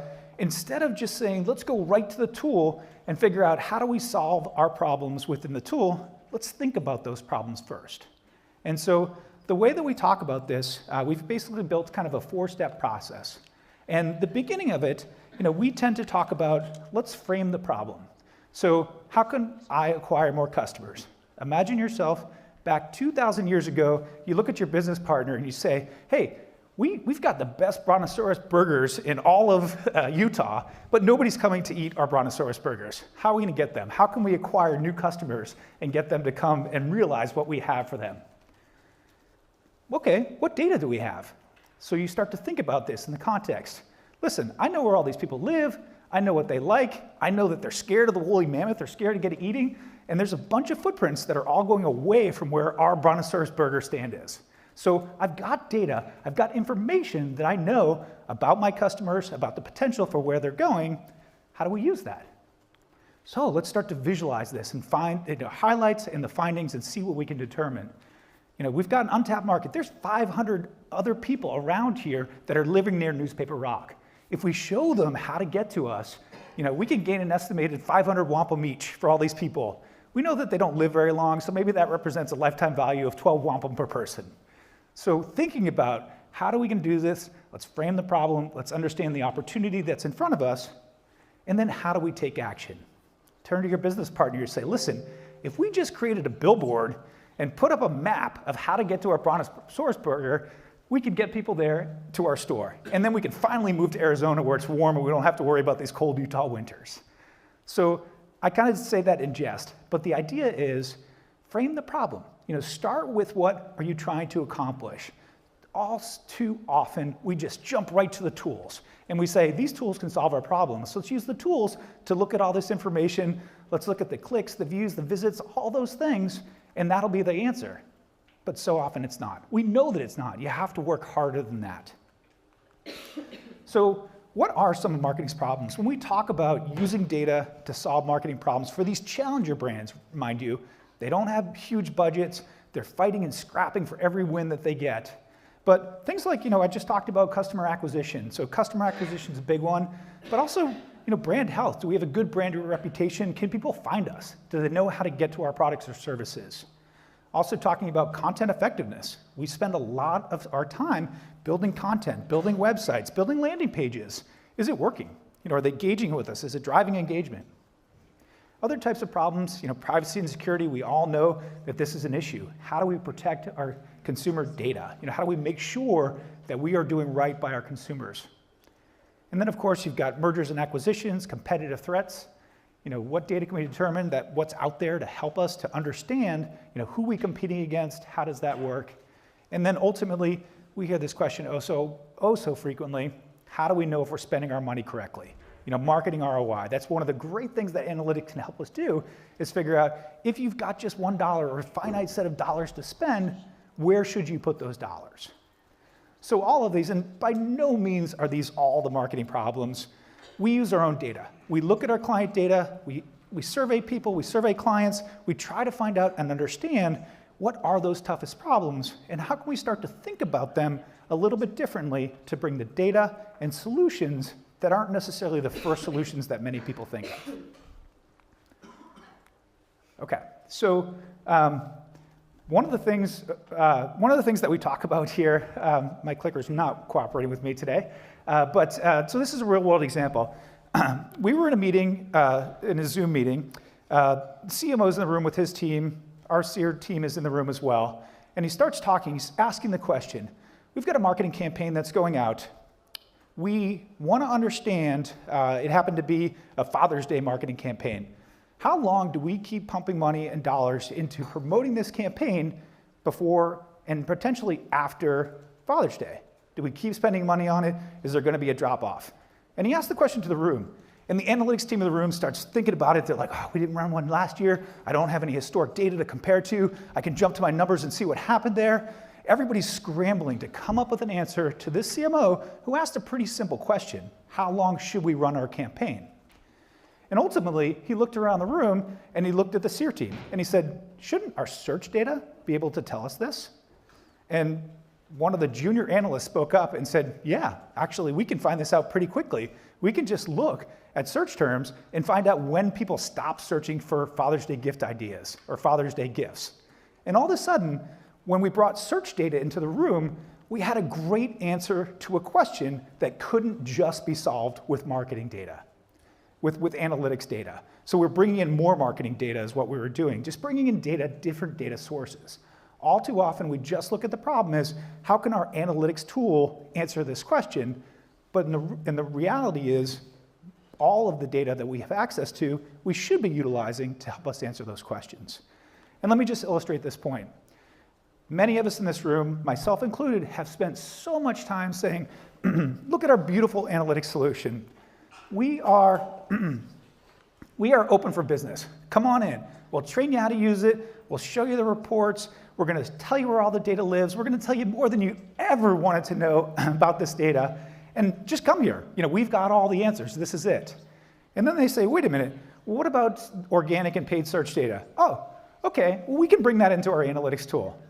All right, well, what about display ads? Oh, sure, let's just bring that in too. But we've also got another analytics application that's going to run on those things as well. We just put up a silo, okay? Then, oh, what about our social data? Yeah, that's important too, but we've got to have our own analytics platform for social data as well. Wait a minute, what about audience, customer feedback, or voice of customer? Oh yeah, definitely, we need that too. Is it worth bringing into our analytics tool? Probably not. You want to spend the money on it? Nah, let's just put another analytics platform up and we'll do our analysis over here. It goes on and on. CRM data, do we have to have that? Oh, we definitely have to have that in our analytics tool. Let's bring it in. Let's do customer identification. Let's close the loop. Let's figure out how to do this. We've got to bring it in. And wait a minute, this doesn't work. This is breaking. This data's not reliable. What about industry data? Sure, we need that too. Like, you bring all these sources of data together and you start to build distrust. People are like, wait a minute, this data doesn't make any sense anymore. You've just aggregated all these things together, trying to tell me that I need to come to this analytics shop that you just stood up and are so proud of. It barely answers my questions. We can't answer the CMO's questions because we don't have the right view of our data. So this is the result. You get all these different silos of data. It's all over the place, low trust in data. You guys know the problem. So how do you change that institutional behavior? How do you really start to get into, how do we migrate these people? Let's move them, let's get them to our Brontosaurus burger stand. Let's help them really understand kind of the way to go. Instead of giving people what they want and what they ask for, you've all heard the quote, if you ask people what they want, they're going to say, I want a faster horse. Instead of giving them what they want, you give them what they need. So that requires thinking a little differently. So this is where I start transitioning into problem solving with data products. So I'm sure many of you have heard of data products before. This isn't a new thing. Lots of people talk about data products. We're thinking about data products in a slightly different way, but let me just kind of dive down into a little bit of kind of what are data products. So as usual, I've got 3 boys that all play way too much ice hockey in Massachusetts, sitting in a parking lot waiting for some kid to get out of the rink, and I'm like, I wonder how many podcasts there are on data products. So I do a quick search, 20 different podcasts in just the last 4 months came up on data products. And some of them were great. I went through, and just a shout out to, I saw Tim somewhere in the audience, but a shout out to the Analytics Power Hour, Eric.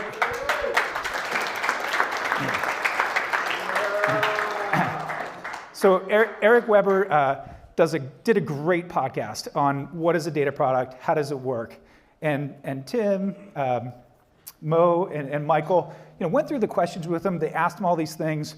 They kept going back to, it's all about the user. Build the data products for the user. Build the products for the user. Figure out how they go. And data products are flexible. They do lots of different things in lots of different ways. And I'm literally screaming at my car stereo, saying like, it's about the problems. Think about data products as the problem, and then when you start to build products for problems, that's how you get beautiful answers. Instead, you do need to think of your audience and the consumers, but data products, frankly, can be anything. And I'm going to cheat a little bit and look at my notes here. Examples of data products, it could be a table, a table that has a published data model, a company dashboard that visualizes the KPIs of your business. A data warehouse can be considered a data product. A list of recommendations for nearby restaurants, a faster routes available notification, all of those things can be data products. In fact, a self-driving car can be a data product as well. It's taking data and being able to do things with it. So I went deeper into this. I've been thinking about data products for a while. I went deeper and I basically did a search and I said, what's Google going to tell me about data products? And some of these things are pretty spot on. When you look at this, the Towards Data Science article at the top of the organic list, data, and they call it data as a product. There's a distinction here. I'm not going to go down that rabbit hole with you all, but data products versus data as a product are different things as well. But the result of applying product thinking into data sets. Adam talked yesterday about product analytics versus marketing analytics. It's a big one. Thinking about data as a product. Data as a product, here again, we can think of data products as a self-contained container that directly solves a business problem.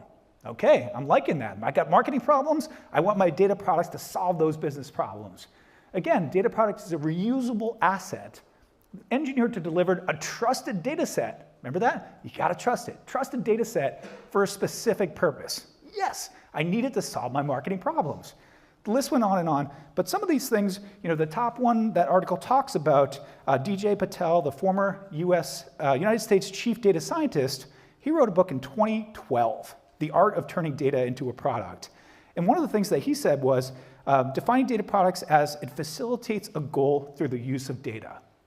I like that. That's getting somewhere. The Forbes article, the second article, talks about what makes data products unique is that they focus on the people and the process side. Thank God, we've been talking about that forever, right? The tools are important, but the people and process, the thinking that goes into analytics is really what gets us somewhere. The third one here, this K2, they talk about, enterprise data used to be managed in silos. Liberating data from these silos is the biggest obstacle to data-driven outcomes. So true. We got all these silos of data. We can't do anything because it's locked up in there.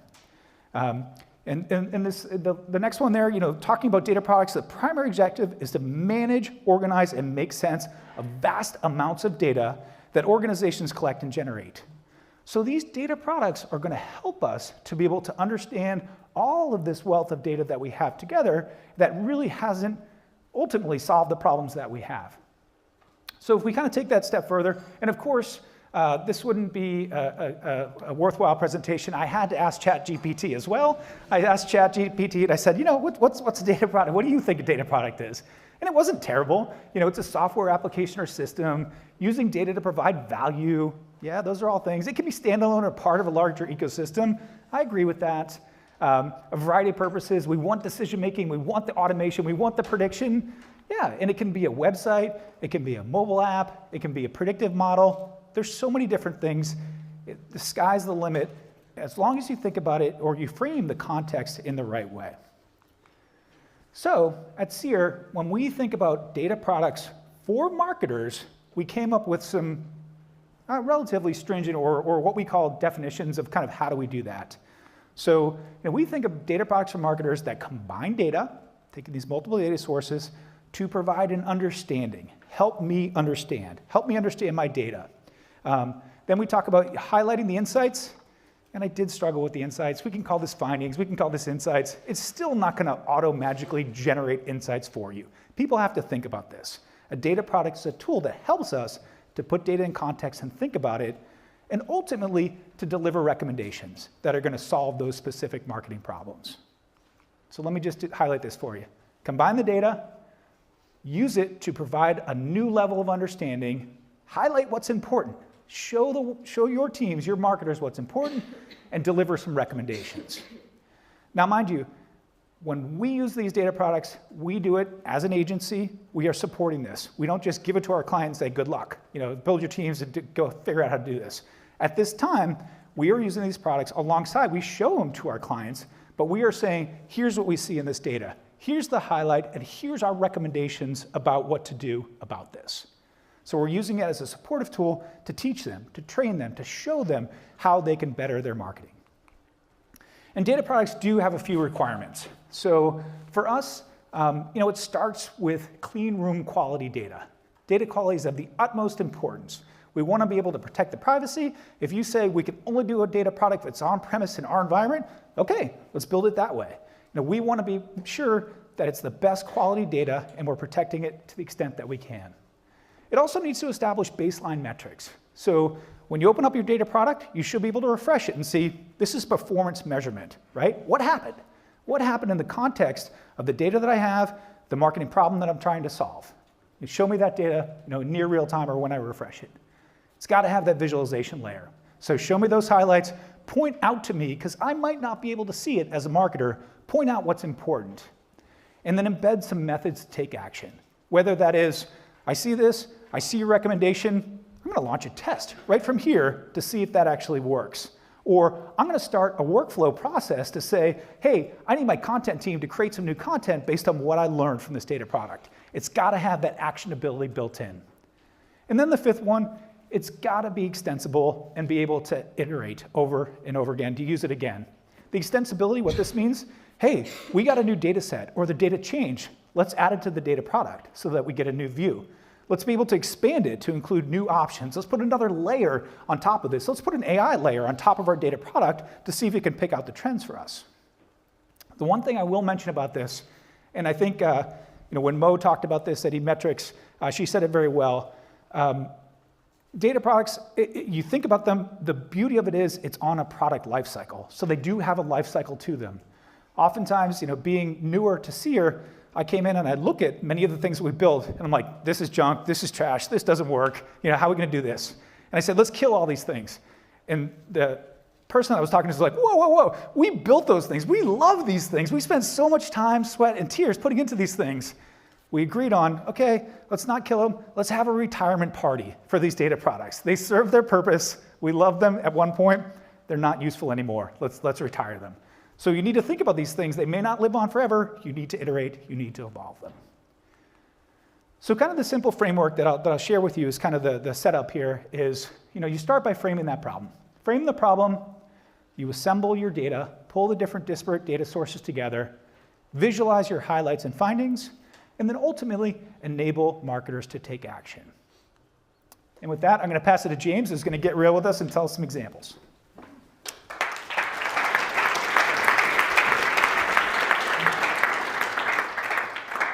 Thanks, John. So as John mentioned, we believe that there's a lot of value that you can get from Google, right? It's the most invested in, it's the most valuable algorithm we've ever developed. So how are we using Google to understand the intent behind our users? Well, let's break that down with a real-world example. What would you call this? What comes to mind when I show you this? Give me some examples. Your vehicle. Vehicle, gears, gearbox, maybe transmission, right? Nice. Transmission, nailed it. Pollution. Right, pollution, very good. But this was prior to 2020, right? And yeah, this clicker does need a little bit of help. Prior to 2020, right? After 2020, transmission meant a very different thing. And who learned this quicker, faster than anybody else? Google. So you could see from the search results page, there's a lot of different results and a lot of different intent behind transmission. So this is a screen grab back in 2020, where you can see that there's software results, information, COVID, retail, and everything else. There's a lot of intent behind the keywords and the ways that we search. And again, at Seer, we believe that there's a lot of value that we can get there. And we're going to walk through some examples that use Google search data that we can scrape and gather. We're going to get into some GA data, but we felt that was a little overplayed and played out, so we're going to start with some SERP data and then get into GA. So it starts with the measurement. You do have to measure this stuff, and we are, after all, at an analytics conference, right?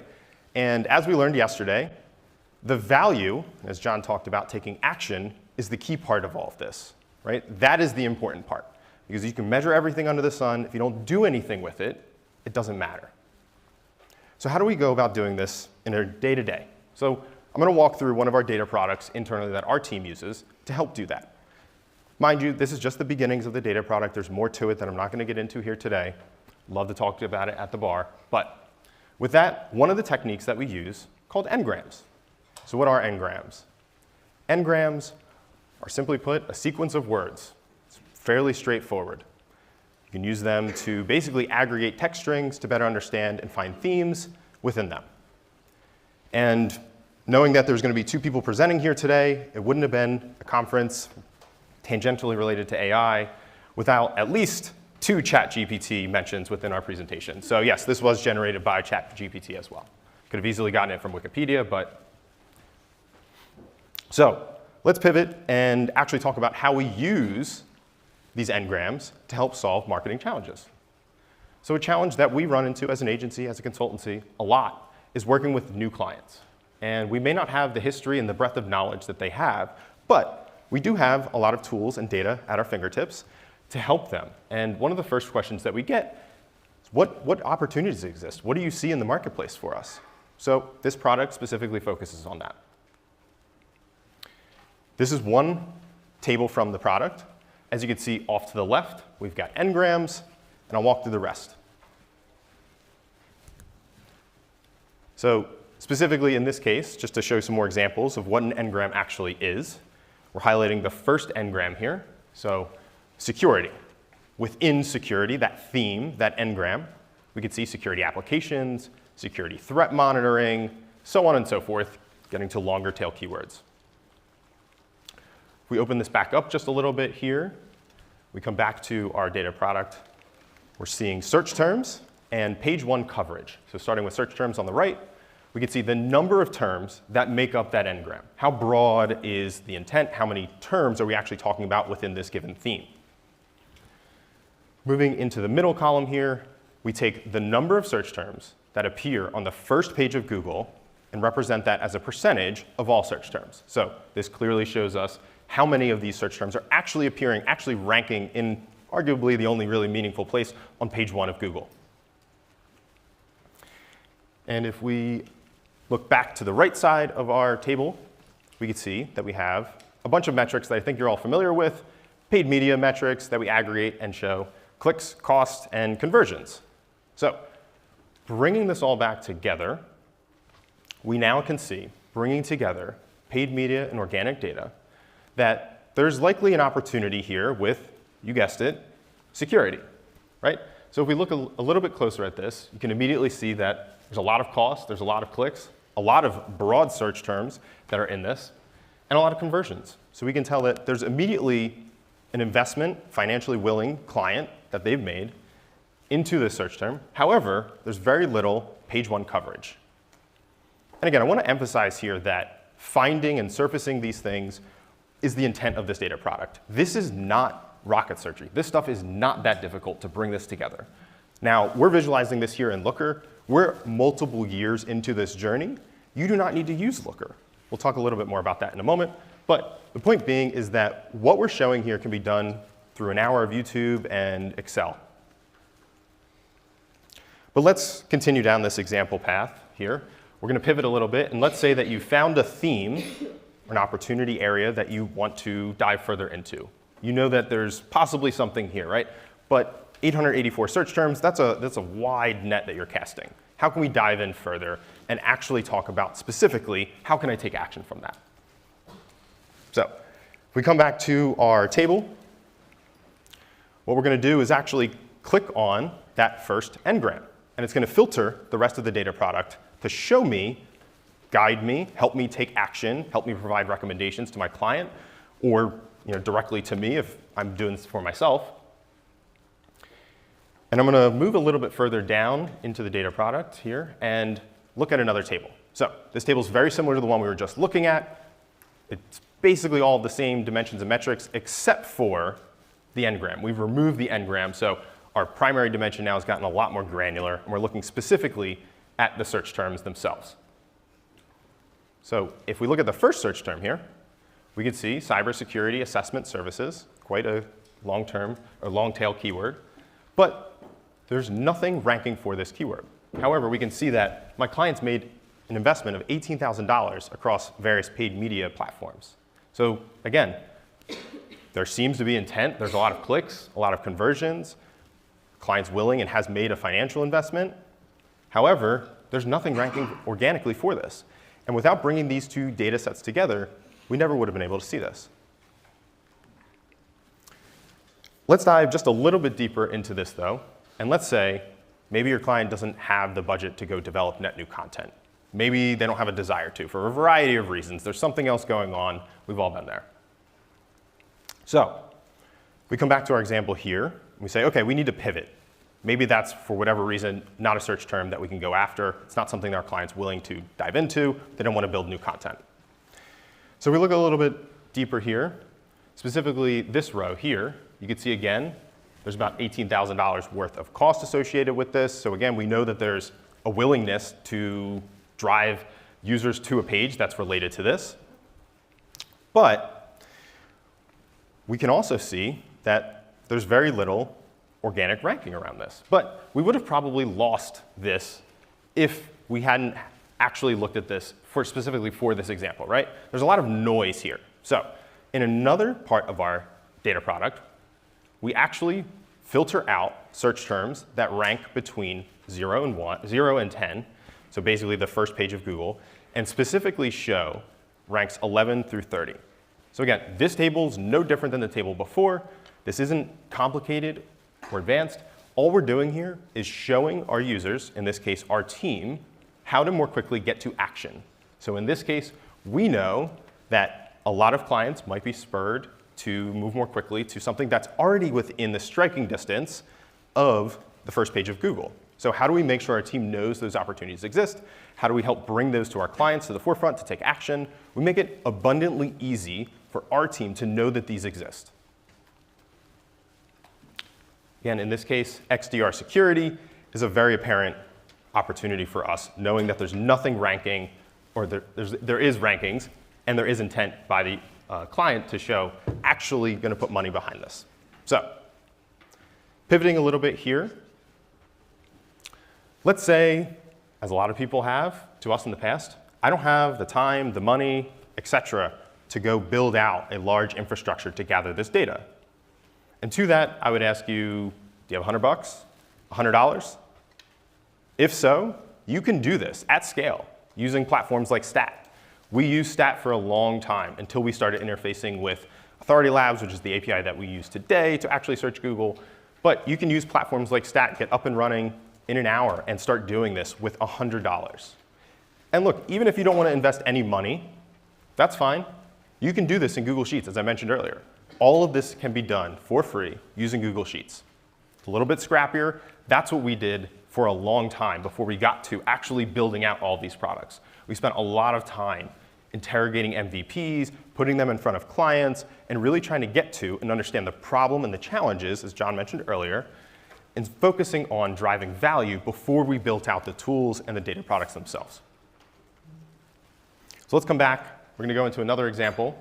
Let's say that you're launching a new product, and you're curious about how to position that product within the marketplace itself. How do you go about understanding that? What would you call this product? How would you talk about this? Give me some examples. Birthday card. Anything else? Greeting card. Paper version of a Facebook reminder. A Facebook reminder. OK, fair enough. Yeah. So there's a lot of ways that you could talk about something like this online today, right? There's a lot of ways to talk about this. So initially, we start with, now this is not part of the data product I was showing you earlier. This is a different data product. But this is a pretty standard, straightforward SEO strategy. I'm not going to spend too much time here, don't worry. But what we learned through identifying monthly search volume against page one coverage is that this, in company with n-grams in the analysis that I talked about earlier, we learned that our client, in this case, there's actually at least three pretty broad cohorts that you could compete in for them. So we know that there's graphic design software, custom hard goods, and then our actual card competitors. So there's a wide breadth that they could compete in, but ultimately the competitors that we wanted to focus on were within the same industry. And with that, we came back and looked at our marketing challenge here. They know that they're launching this new brand. How do they want to position it in the marketplace? And what we're really asking here from an SEO standpoint is, what keywords do I want to go after? How do I want to approach this, right? But the reality is that's pretty SEO specific. It's not really going to fly in the executive suite. So what you could really say is, how should we approach and position ourselves in the marketplace? That's what we're really getting at. That's what we're really trying to solve here. And again, we're using and leveraging Google, the most invested in algorithm ever, to help us understand that. So let's come back here. Now, this was exported from our data product. We make it very easy, make it portable, so that our users can actually take the data out of our data product as well. So this is very similar to the example we saw earlier. It has n-grams, keywords, monthly search volume. Now we've introduced 4 new columns here. These 3 columns represent 3 of the competitors that I was talking about within our cohort. And then the first column here, all in red, unfortunately, is where our client sits. So you can see that based on the n-grams, there's a lot of opportunity where our competitors are already ranking well in places where we're not. So ultimately, through using n-grams, we can see that there's a lot of aggregated searches that fall under the make, making, maker set of keywords. So from here, how do we actually go about translating that to, well, how much does this opportunity could actually provide for our client? And this is where we come back to the example, the next part of the data product that I mentioned, getting into the individual search terms we talked about earlier. We actually aligned this to the landing pages and the content that we could develop. And based on the clickstream data, web analytics data, we know that this could drive upwards of 85,000 sessions and 3,000 conversions in this case for this client. Because we've worked with the client to understand how much a conversion is worth, ultimately we can use that to help justify the investment and the recommendation to drive at least $60,000 for this client over the course of the next year, which is a pretty compelling argument. And again, all of this together is where the magic happens, but it's still not rocket surgery. This stuff is not particularly difficult. But let's switch gears. I didn't want to get up here and not talk about some Google Analytics data, just knowing where we're at and knowing our audience. So let's talk a little bit more about where opportunities exist geographically, something that I think a lot of us over the years have maybe run into. A client with a national breadth or multinational breadth, how do we go about telling them where the best place is to put your dollar? And not just that you can find places to put your dollars, but is it the best place to put your dollar? Where can I maximize my dollar? And the intent behind that might be to defend market position. It might be to expand into new places. How do you go about leveraging digital data to help inform you in that decision? Well, this is actually an example that I cherry-picked from a few years ago because it uses Google Trends data as well. So this, again, free platform. All of you can use this. It's nothing special. You can slice and dice this data, a couple different dimensions. In this case, we're going to look at regions, specifically within the United States. So this, again, from a few years ago. This is not a built-out Looker dashboard. This is from Tableau. So again, emphasizing that it doesn't need to be some massive infrastructure that you've built out. It can be something that you use day-to-day today, just within a data visualization platform. In this case, we've got sessions along the bottom. We've got the Google Trends indexed data along the vertical axis here. And in the middle, we've plotted cities within the United States and used size to represent the number of conversions. So putting all of this together, what specifically this data product aims to do is help, again, understand where there's opportunity for our end users. In this case, the brand and the client that we're talking about and the search term that we use to generate this is a very generic search term alongside of our product. So something like Toyota plus car. That's the search index that we're looking against our traffic, which again can be any number of terms that you could use for your brand or client. So if we start looking at the data, we can quickly see that where the Google Trends index is above the average or higher than the average or some other threshold that you might set using another heuristic, and sessions are beneath the average. Again, same thing. You can change out your heuristic, whatever you'd like to use. You can see that there's probably opportunity for growth. People are searching, but they're not finding us, or they're not getting to our site. Next, as we move down here, you can see there's an opportunity to possibly grow or maintain some of these. If we move down a little bit further here, we've got defend, consider areas, and down towards the very bottom begs the question, should I just deprioritize these areas altogether? This is a little bit messy. There's a lot going on in this chart. It's not particularly easy, but it's still useful. But let's see, is there another way for us to visualize some of the same data in a meaningful way? So we take that same data set here. We're going to switch out one of the metrics that we're looking at, conversions, with our index, Google index search with conversions. Again, something that we're all very, very familiar with. And now we're looking at the percent difference in sessions year over year versus the percent difference in conversions year over year. So we're looking essentially at the rate of change over time for two dimensions that we've plotted across all of our cities and geos. So what this does for us is bring everything together in a very visual, easy way to understand and apply recommendations to for our clients. So if we look up at the top right, we end up with a quadrant of wow, where basically both of these metrics have increased over time, right? Plus, plus. In the bottom left, we can see a quadrant of whoa, where we've actually had decreases in both of these metrics over time. And then on the outside, the other two quadrants that we're seeing here represent maybe opportunities. Worth digging in further and really identifying, is it worth our time to dive into these areas specifically based off of, again, these two metrics, which probably want to dive in further anyway. But again, time constraints, we wanted to show something that at least provided some insight into how we might approach this. So in summary, just to close things out here before our final closing thoughts, what have we learned? N-grams are a way to help us understand text strings, and in particular can be very useful when you have SERP data. You can make your data products abundantly easy to use, and that is probably the most important thing to walk away with, to actually drive value. They have to be understandable and very easy to actually take action from. Second to last, it doesn't have to be expensive or complicated. These don't have to be a massive, massive investment from you, your client, et cetera. These can be very cheap, if not free, if you want to. We highly recommend starting there. And last but not least, the data you have today might already have some insights in it that you could develop into a data product just by looking at it a little bit differently. To close things out, I'll hand things back off to John. Thanks, James.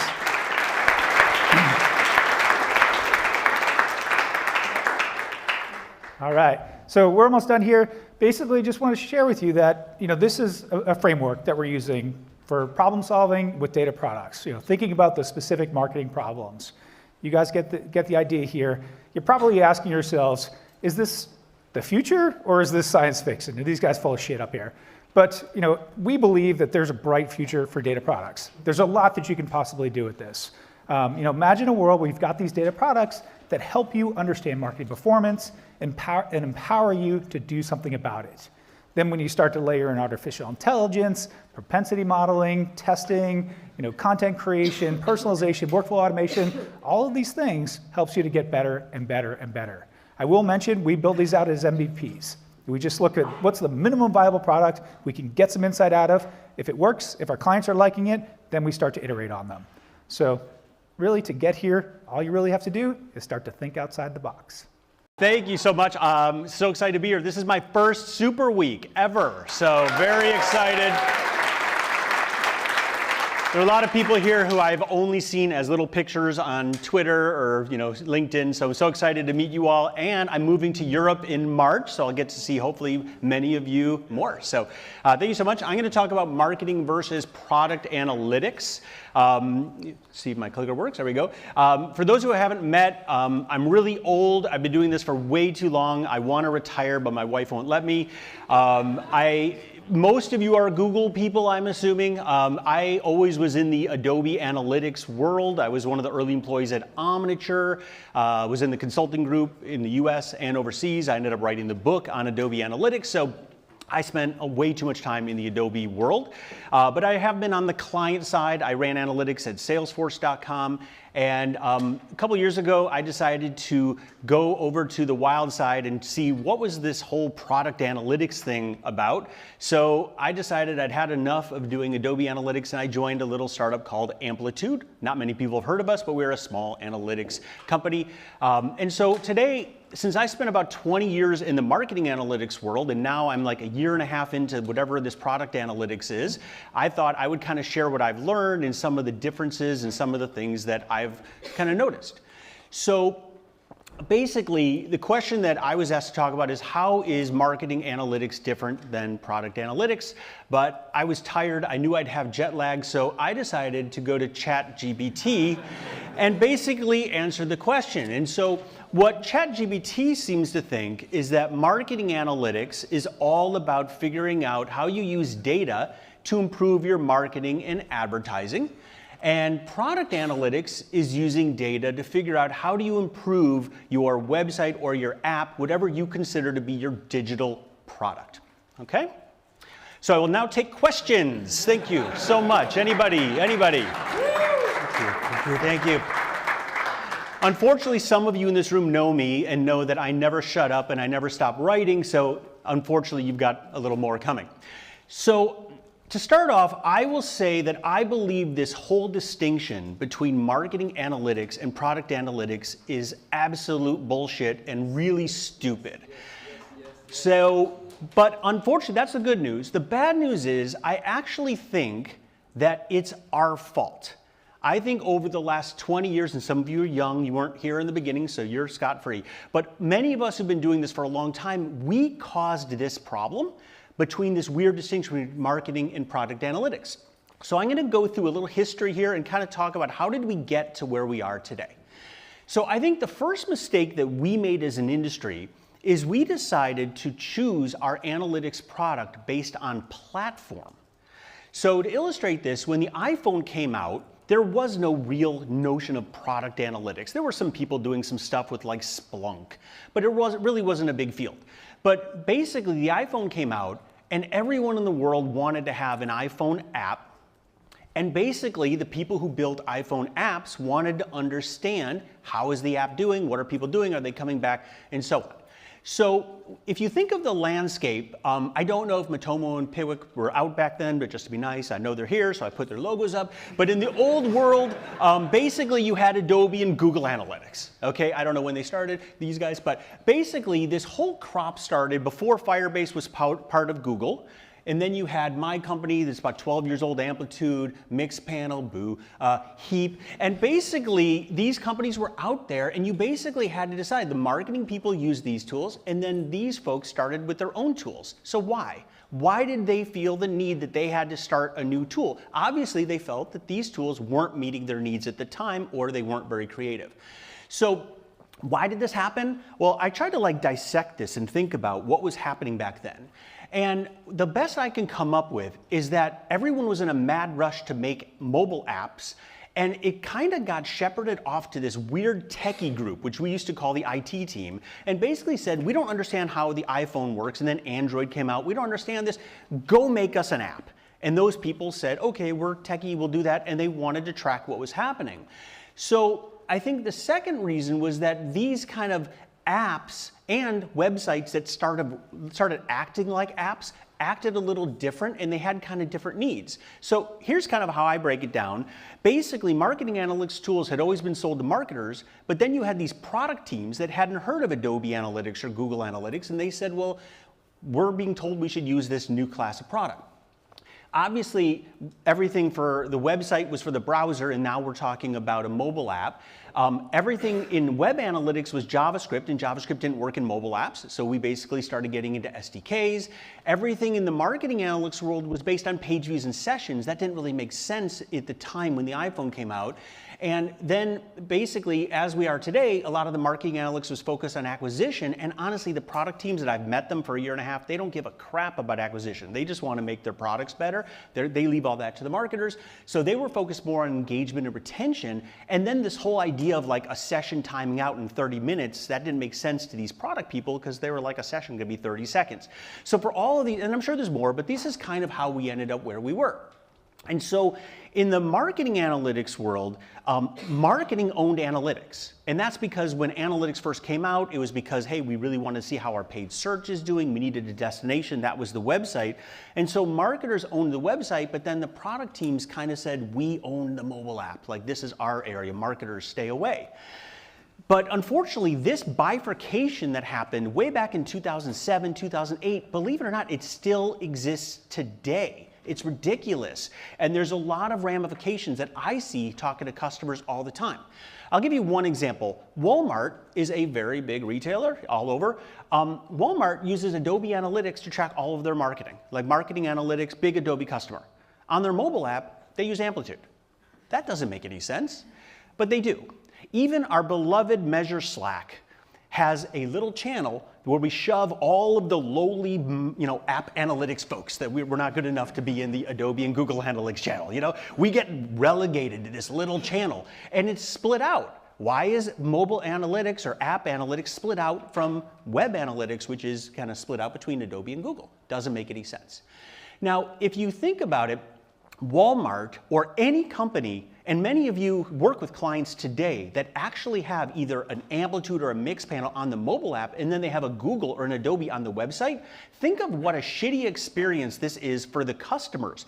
Because as an analytics team, you want to have kind of as much information as you're legally allowed to have, or orally, back off, you're legally allowed to have about them. But you want to see the whole time, from the minute they got to you, all the way to them being a customer for 3 years, all of that stuff together. But if you've got some of it in your marketing analytics and some of it in your product analytics, you can't really understand everything. A lot of times I see companies who say, we're going to take our data from Google or Adobe, put it into a data warehouse, and then we're going to take our data from Amplitude or Mixpanel and shove that into the data warehouse and join it there. That's the only place they can actually see everything about the customer. If you do that, it becomes much more hard to personalize. It also makes your teams have to learn 2 different analytics products.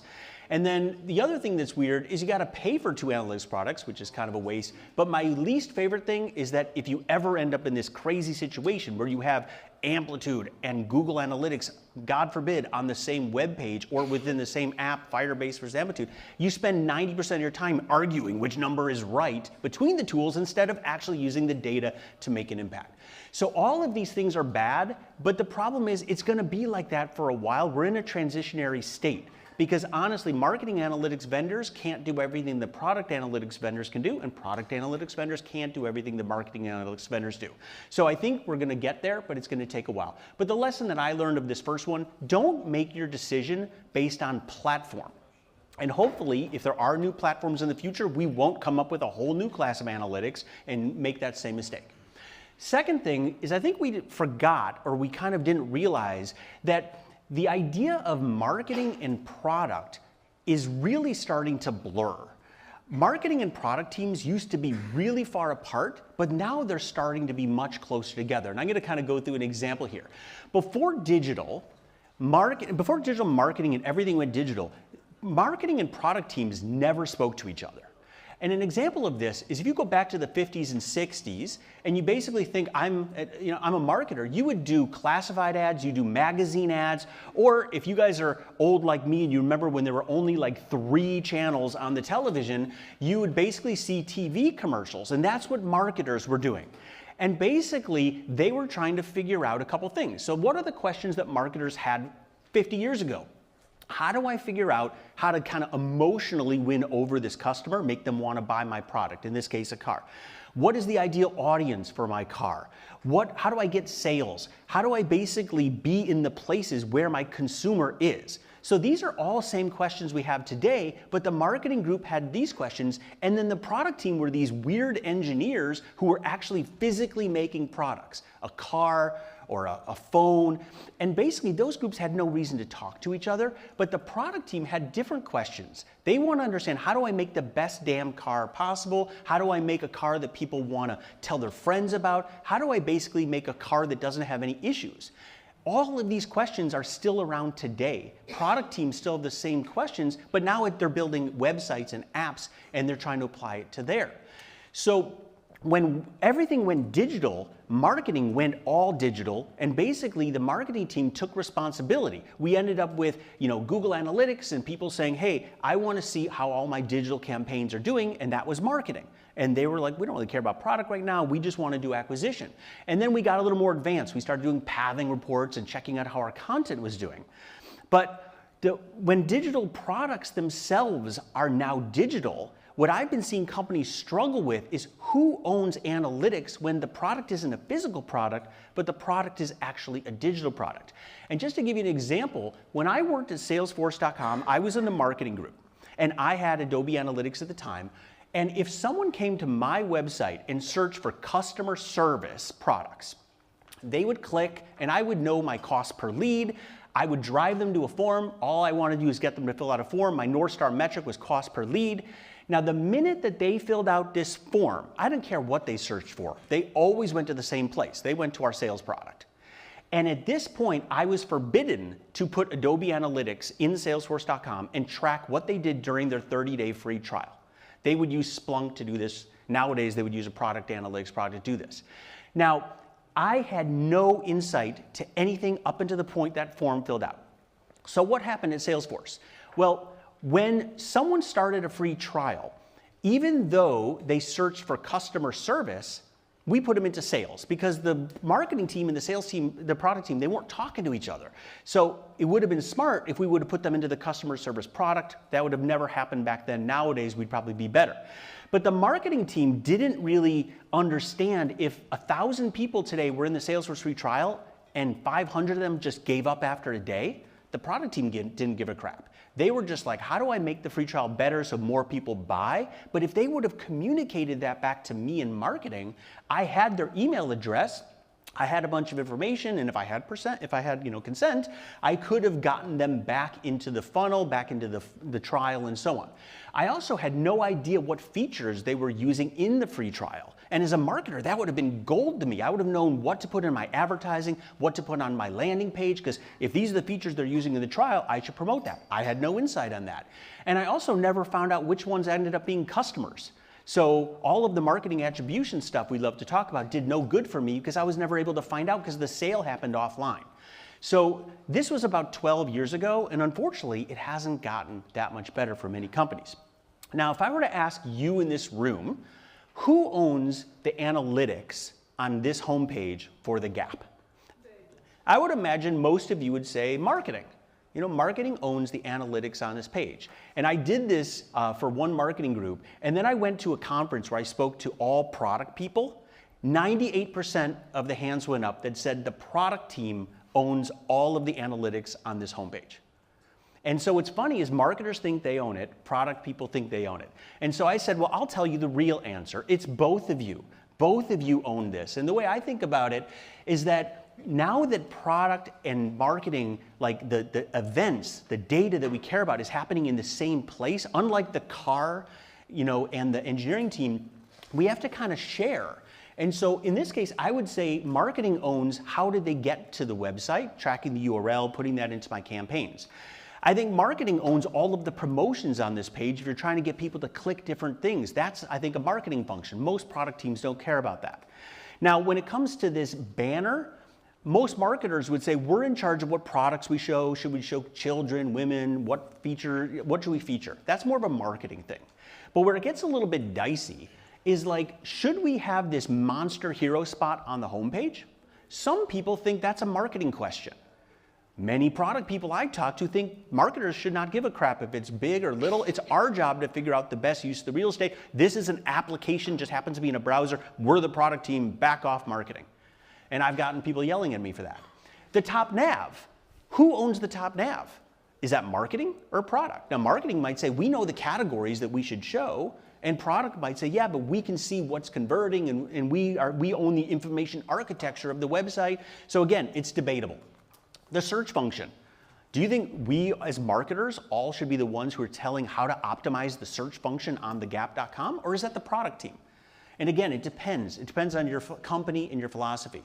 I think the general view, should we have like a really long page that's infinite scroll or not? Is that a marketing question? The product people I work with, they think it's a product question. And I'm not saying there's a right or wrong answer. I'm saying that your company, you need to figure out, in your clients' companies, is it being marketing driven or product driven? And maybe some of you who are smarter than me can tell me the right answer on all of these, but I can just tell you that it's a problem because the same data is being needed by two different teams, and if you're using two different products, you're kind of screwed. So the lesson that I learned here is I think we've got to stop putting silos between marketing and product, and we've got to start getting marketing and product teams to work together and say we both have different data needs, and they sometimes happen on the same page. So let's focus on the general customer experience, not whether it's product or marketing analytics. Now, the last kind of big mistake that I'll say that I think we made as an industry is all of us, I think, love to say that the tool doesn't matter. That's like, it makes us feel really good to say, oh, we could use any analytics tool and it doesn't matter. But the truth is that we sometimes get very myopic in our view when it comes to tools, and we don't think about what else is out there. And I think if we would have 10 years ago looked at what the product analytics vendors were doing, we could have learned and we could have gotten to where we are today, where GA is now moving to look a lot more like a product analytics product with an event-driven model. Adobe is doing the same thing with CJA. But I think the problem is if I were to ask everyone in this room, and I'm not going to embarrass everyone, but if I were to kind of just poll you and say, how many of you are like an expert, or 8 out of 10, in more than one analytics product? Most people would say no. And if I said that product can't just be a marketing product like Adobe and Google, how many of you have ever actually used a product analytics product and a marketing analytics product? I have yet to find that intersection between a lot of people. And Firebase is kind of, yes, a product analytics product, but that's still now under kind of the Google window. But there's a lot of things, Firebase is a little bit different. It's kind of the anomaly there. But anyway, so I think many times we end up with these blinders on, and I think as an industry, we shouldn't be afraid to go out and learn other tools. One of the reasons I left my old job after 20 years was I was just freaking tired of Adobe Analytics. And I was like, there's got to be something else out there. I want to learn something new. I'm intellectually curious, and I wanted to learn about product analytics. And I encourage all of you to do that. This year, I learned GA4. My big mission, my New Year's resolution is I'm learning GA4 because I've never really understood Google Analytics. And so now it's a good time to learn because we all have to fucking learn GA4, you know? So it's a new time for everyone. So why not jump on the bandwagon? So I think sometimes we kept pushing our tools to do things that maybe they weren't actually meant to do. And I'm going to admit in front of all of you, I am probably the worst culprit of this, okay? This is a mea culpa from Adam Greco, because I think that a lot of times we are like this frog in the pot of boiling water. We have Adobe Analytics or we have Google Analytics, and yeah, we could track content and campaigns. And then suddenly something gets a little more complex. Oh, no, we can make it work, and we can do this. And then another thing comes up. And where I had my breaking point is I worked at Search Discovery, and I was asked to tag this site with Adobe Analytics. And it's a bank, and it had a 15-page flow. And because I wrote the book on Adobe Analytics, I feel this pain more than anyone else. I was the one that they always came to when they couldn't figure out a way to get it to work in Adobe Analytics, because if anyone could do it, I could do it, because I was really fucking good at Adobe Analytics. So basically, I started doing this, and we started going to all these branches, and they were out of EVARs, all this stuff, and I'm like, no one is ever going to be able to understand the implementation I am doing for this except me, because it's the wrong tool for the job. But if you think about it, many of you probably have the same feeling I had. I call this the Matrix Neo feeling, where you just know something is a little bit off. Maybe you're running out of EVARs. Maybe you're running out of events. Maybe you need an array, but Adobe and Google only give you one array variable. You know, maybe you're seeing low traffic or you're having sampling. There's little triggers that are going on your head that say, I'm pushing a square peg through a round hole. And I'm not saying product analytics is the answer to everything, but there are cases where product analytics people are trying to do stuff that marketing analytics is really good at. And there's people in marketing analytics who are doing stuff that product analytics are good at, but none of us know what each other does, and so we're part of the problem. Now, as I said, I am the worst culprit. I would go to people and they would say to me, I really need to understand impressions and clicks on this. And I would merchandise variable the shit out of it. And I would say, listen, if you want to do it, I can do it. You know, and I was part of the problem. I had one customer who said, I need to see impressions for all of these faucets and all of this stuff. And sure, you pay me enough money, I will show you how to do it.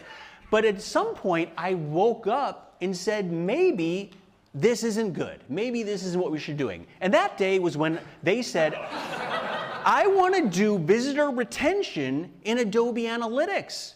And I said, are you sure? Because Adobe and Google are not great at retention analytics, but you want to do it? I wrote 24 segments and wrote a blog post about it, and multiple people read my blog post and followed it.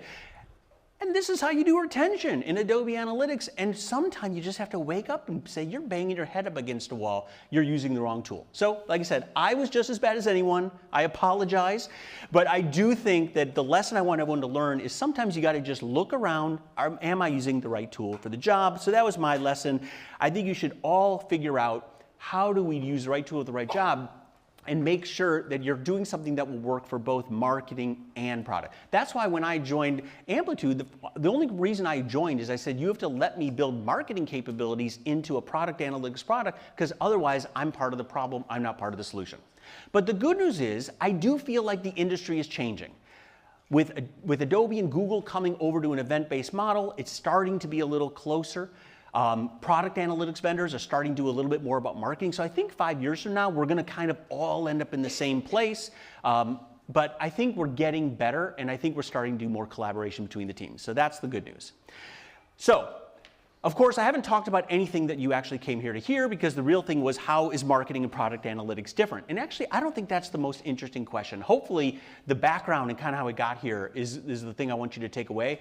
But because I know you won't let me out of here without doing it, I'm going to just rattle off a couple things I've observed in the last year and a half. Obviously, marketing analytics tools are very focused on acquisition, and product analytics tools are very focused on, how do I make the product better? And that's just a mindset, and it permeates all parts of the product I've seen. I think the marketing analytics products do have a huge emphasis on kind of campaign and channel reporting, whereas the product analytics vendors have a much more emphasis on kind of retention and engagement. I think that this is changing because of the models that some of the vendors are changing, but up until now, the marketing analytics have been very session, page-based. That's now changing. But most companies are still in the Adobe world. Not many people have moved over to CJA, so they're still in that session and page view world. I do think that, I've had some debates with many people about this, but I have seen that when I joined Amplitude, there is a much larger percent of our clients who are product analytics clients who actually have people who they know who they are. They have a login, or if you're using an app, it remembers who you are. When I was in marketing analytics, it was very rare that we actually had a login where we had a customer ID. It was like a bank. Like, I loved bank implementations because we knew everything about them. Everyone else was anonymous. But it's very interesting. eBay, Peloton, PayPal, Square, these are all of our clients, and we actually know who 90% of the people are when they're using the product, which is such a huge advantage. A bigger thing I've found is that marketing analytics tools tend to focus on what I call like a centralized model. And when I say centralized model, what I mean is that when marketing analytics first started, it was to figure out how advertising was doing, and many people at the company would go to a team and say, I need a report, I need a dashboard. And occasionally people got really good and they would train people, but when I could tell, especially in Adobe, there's usually like a couple people at the company who use the tool, and everyone else goes to a team. Many companies actually file a ticket and then wait a couple weeks before they get a report or dashboard. I can tell you, after meeting them, product people do not like that. They want to do their own tagging, and they want to pull their own data, their own reports, and if you try to tell them that they have to wait a week to get data, they will like give you the finger. They basically log in. Atlassian is one of our clients, and we have 1,000 people every week who log into Amplitude at Atlassian, and we try to get them to file tickets. No, they do not want to do that. I also think when it comes to tagging, we tend to do more of a centralized model for tagging, and that's why like our company had to buy a whole data governance company, because people wanted to tag their own events, but we had to figure out a way to organize all that, or our implementations would go crazy. But when it comes to tagging in the Adobe world, I don't know as much about Google, but I think it's more like you go to a team and you say, here's the things, the events and properties I need, and then they do it for you, but it's a little bit different in the product world. Now, I think when it comes to interoperability, product analytics vendors, because we're kind of low on the ecosystem and no one gives a crap about us, we had to learn how to play with lots of other vendors. So it's very common that you use Segment or mParticle and then send your data into a product analytics vendor like Amplitude or Mixpanel. That's a little bit different. And then once you get your data in Amplitude, you'll create cohorts, and then you'll send those cohorts out to Braze or Iterable. Like, we are just a cog in a wheel, but the marketing analytics vendors tend to be part of bigger marketing clouds where they can kind of do everything. So we've had to learn how to be very kind of vendor agnostic and work with lots of vendors to be able to plug and play, which is something that hasn't been a trademark for Adobe and a little bit to extent Google. Now, I think that, and this is the one, I don't want to ruffle any feathers here, but scalability is a big thing. Product analytics vendors came late, and they were built in different ways. We handle volumes that I only dreamed about when I was at Adobe.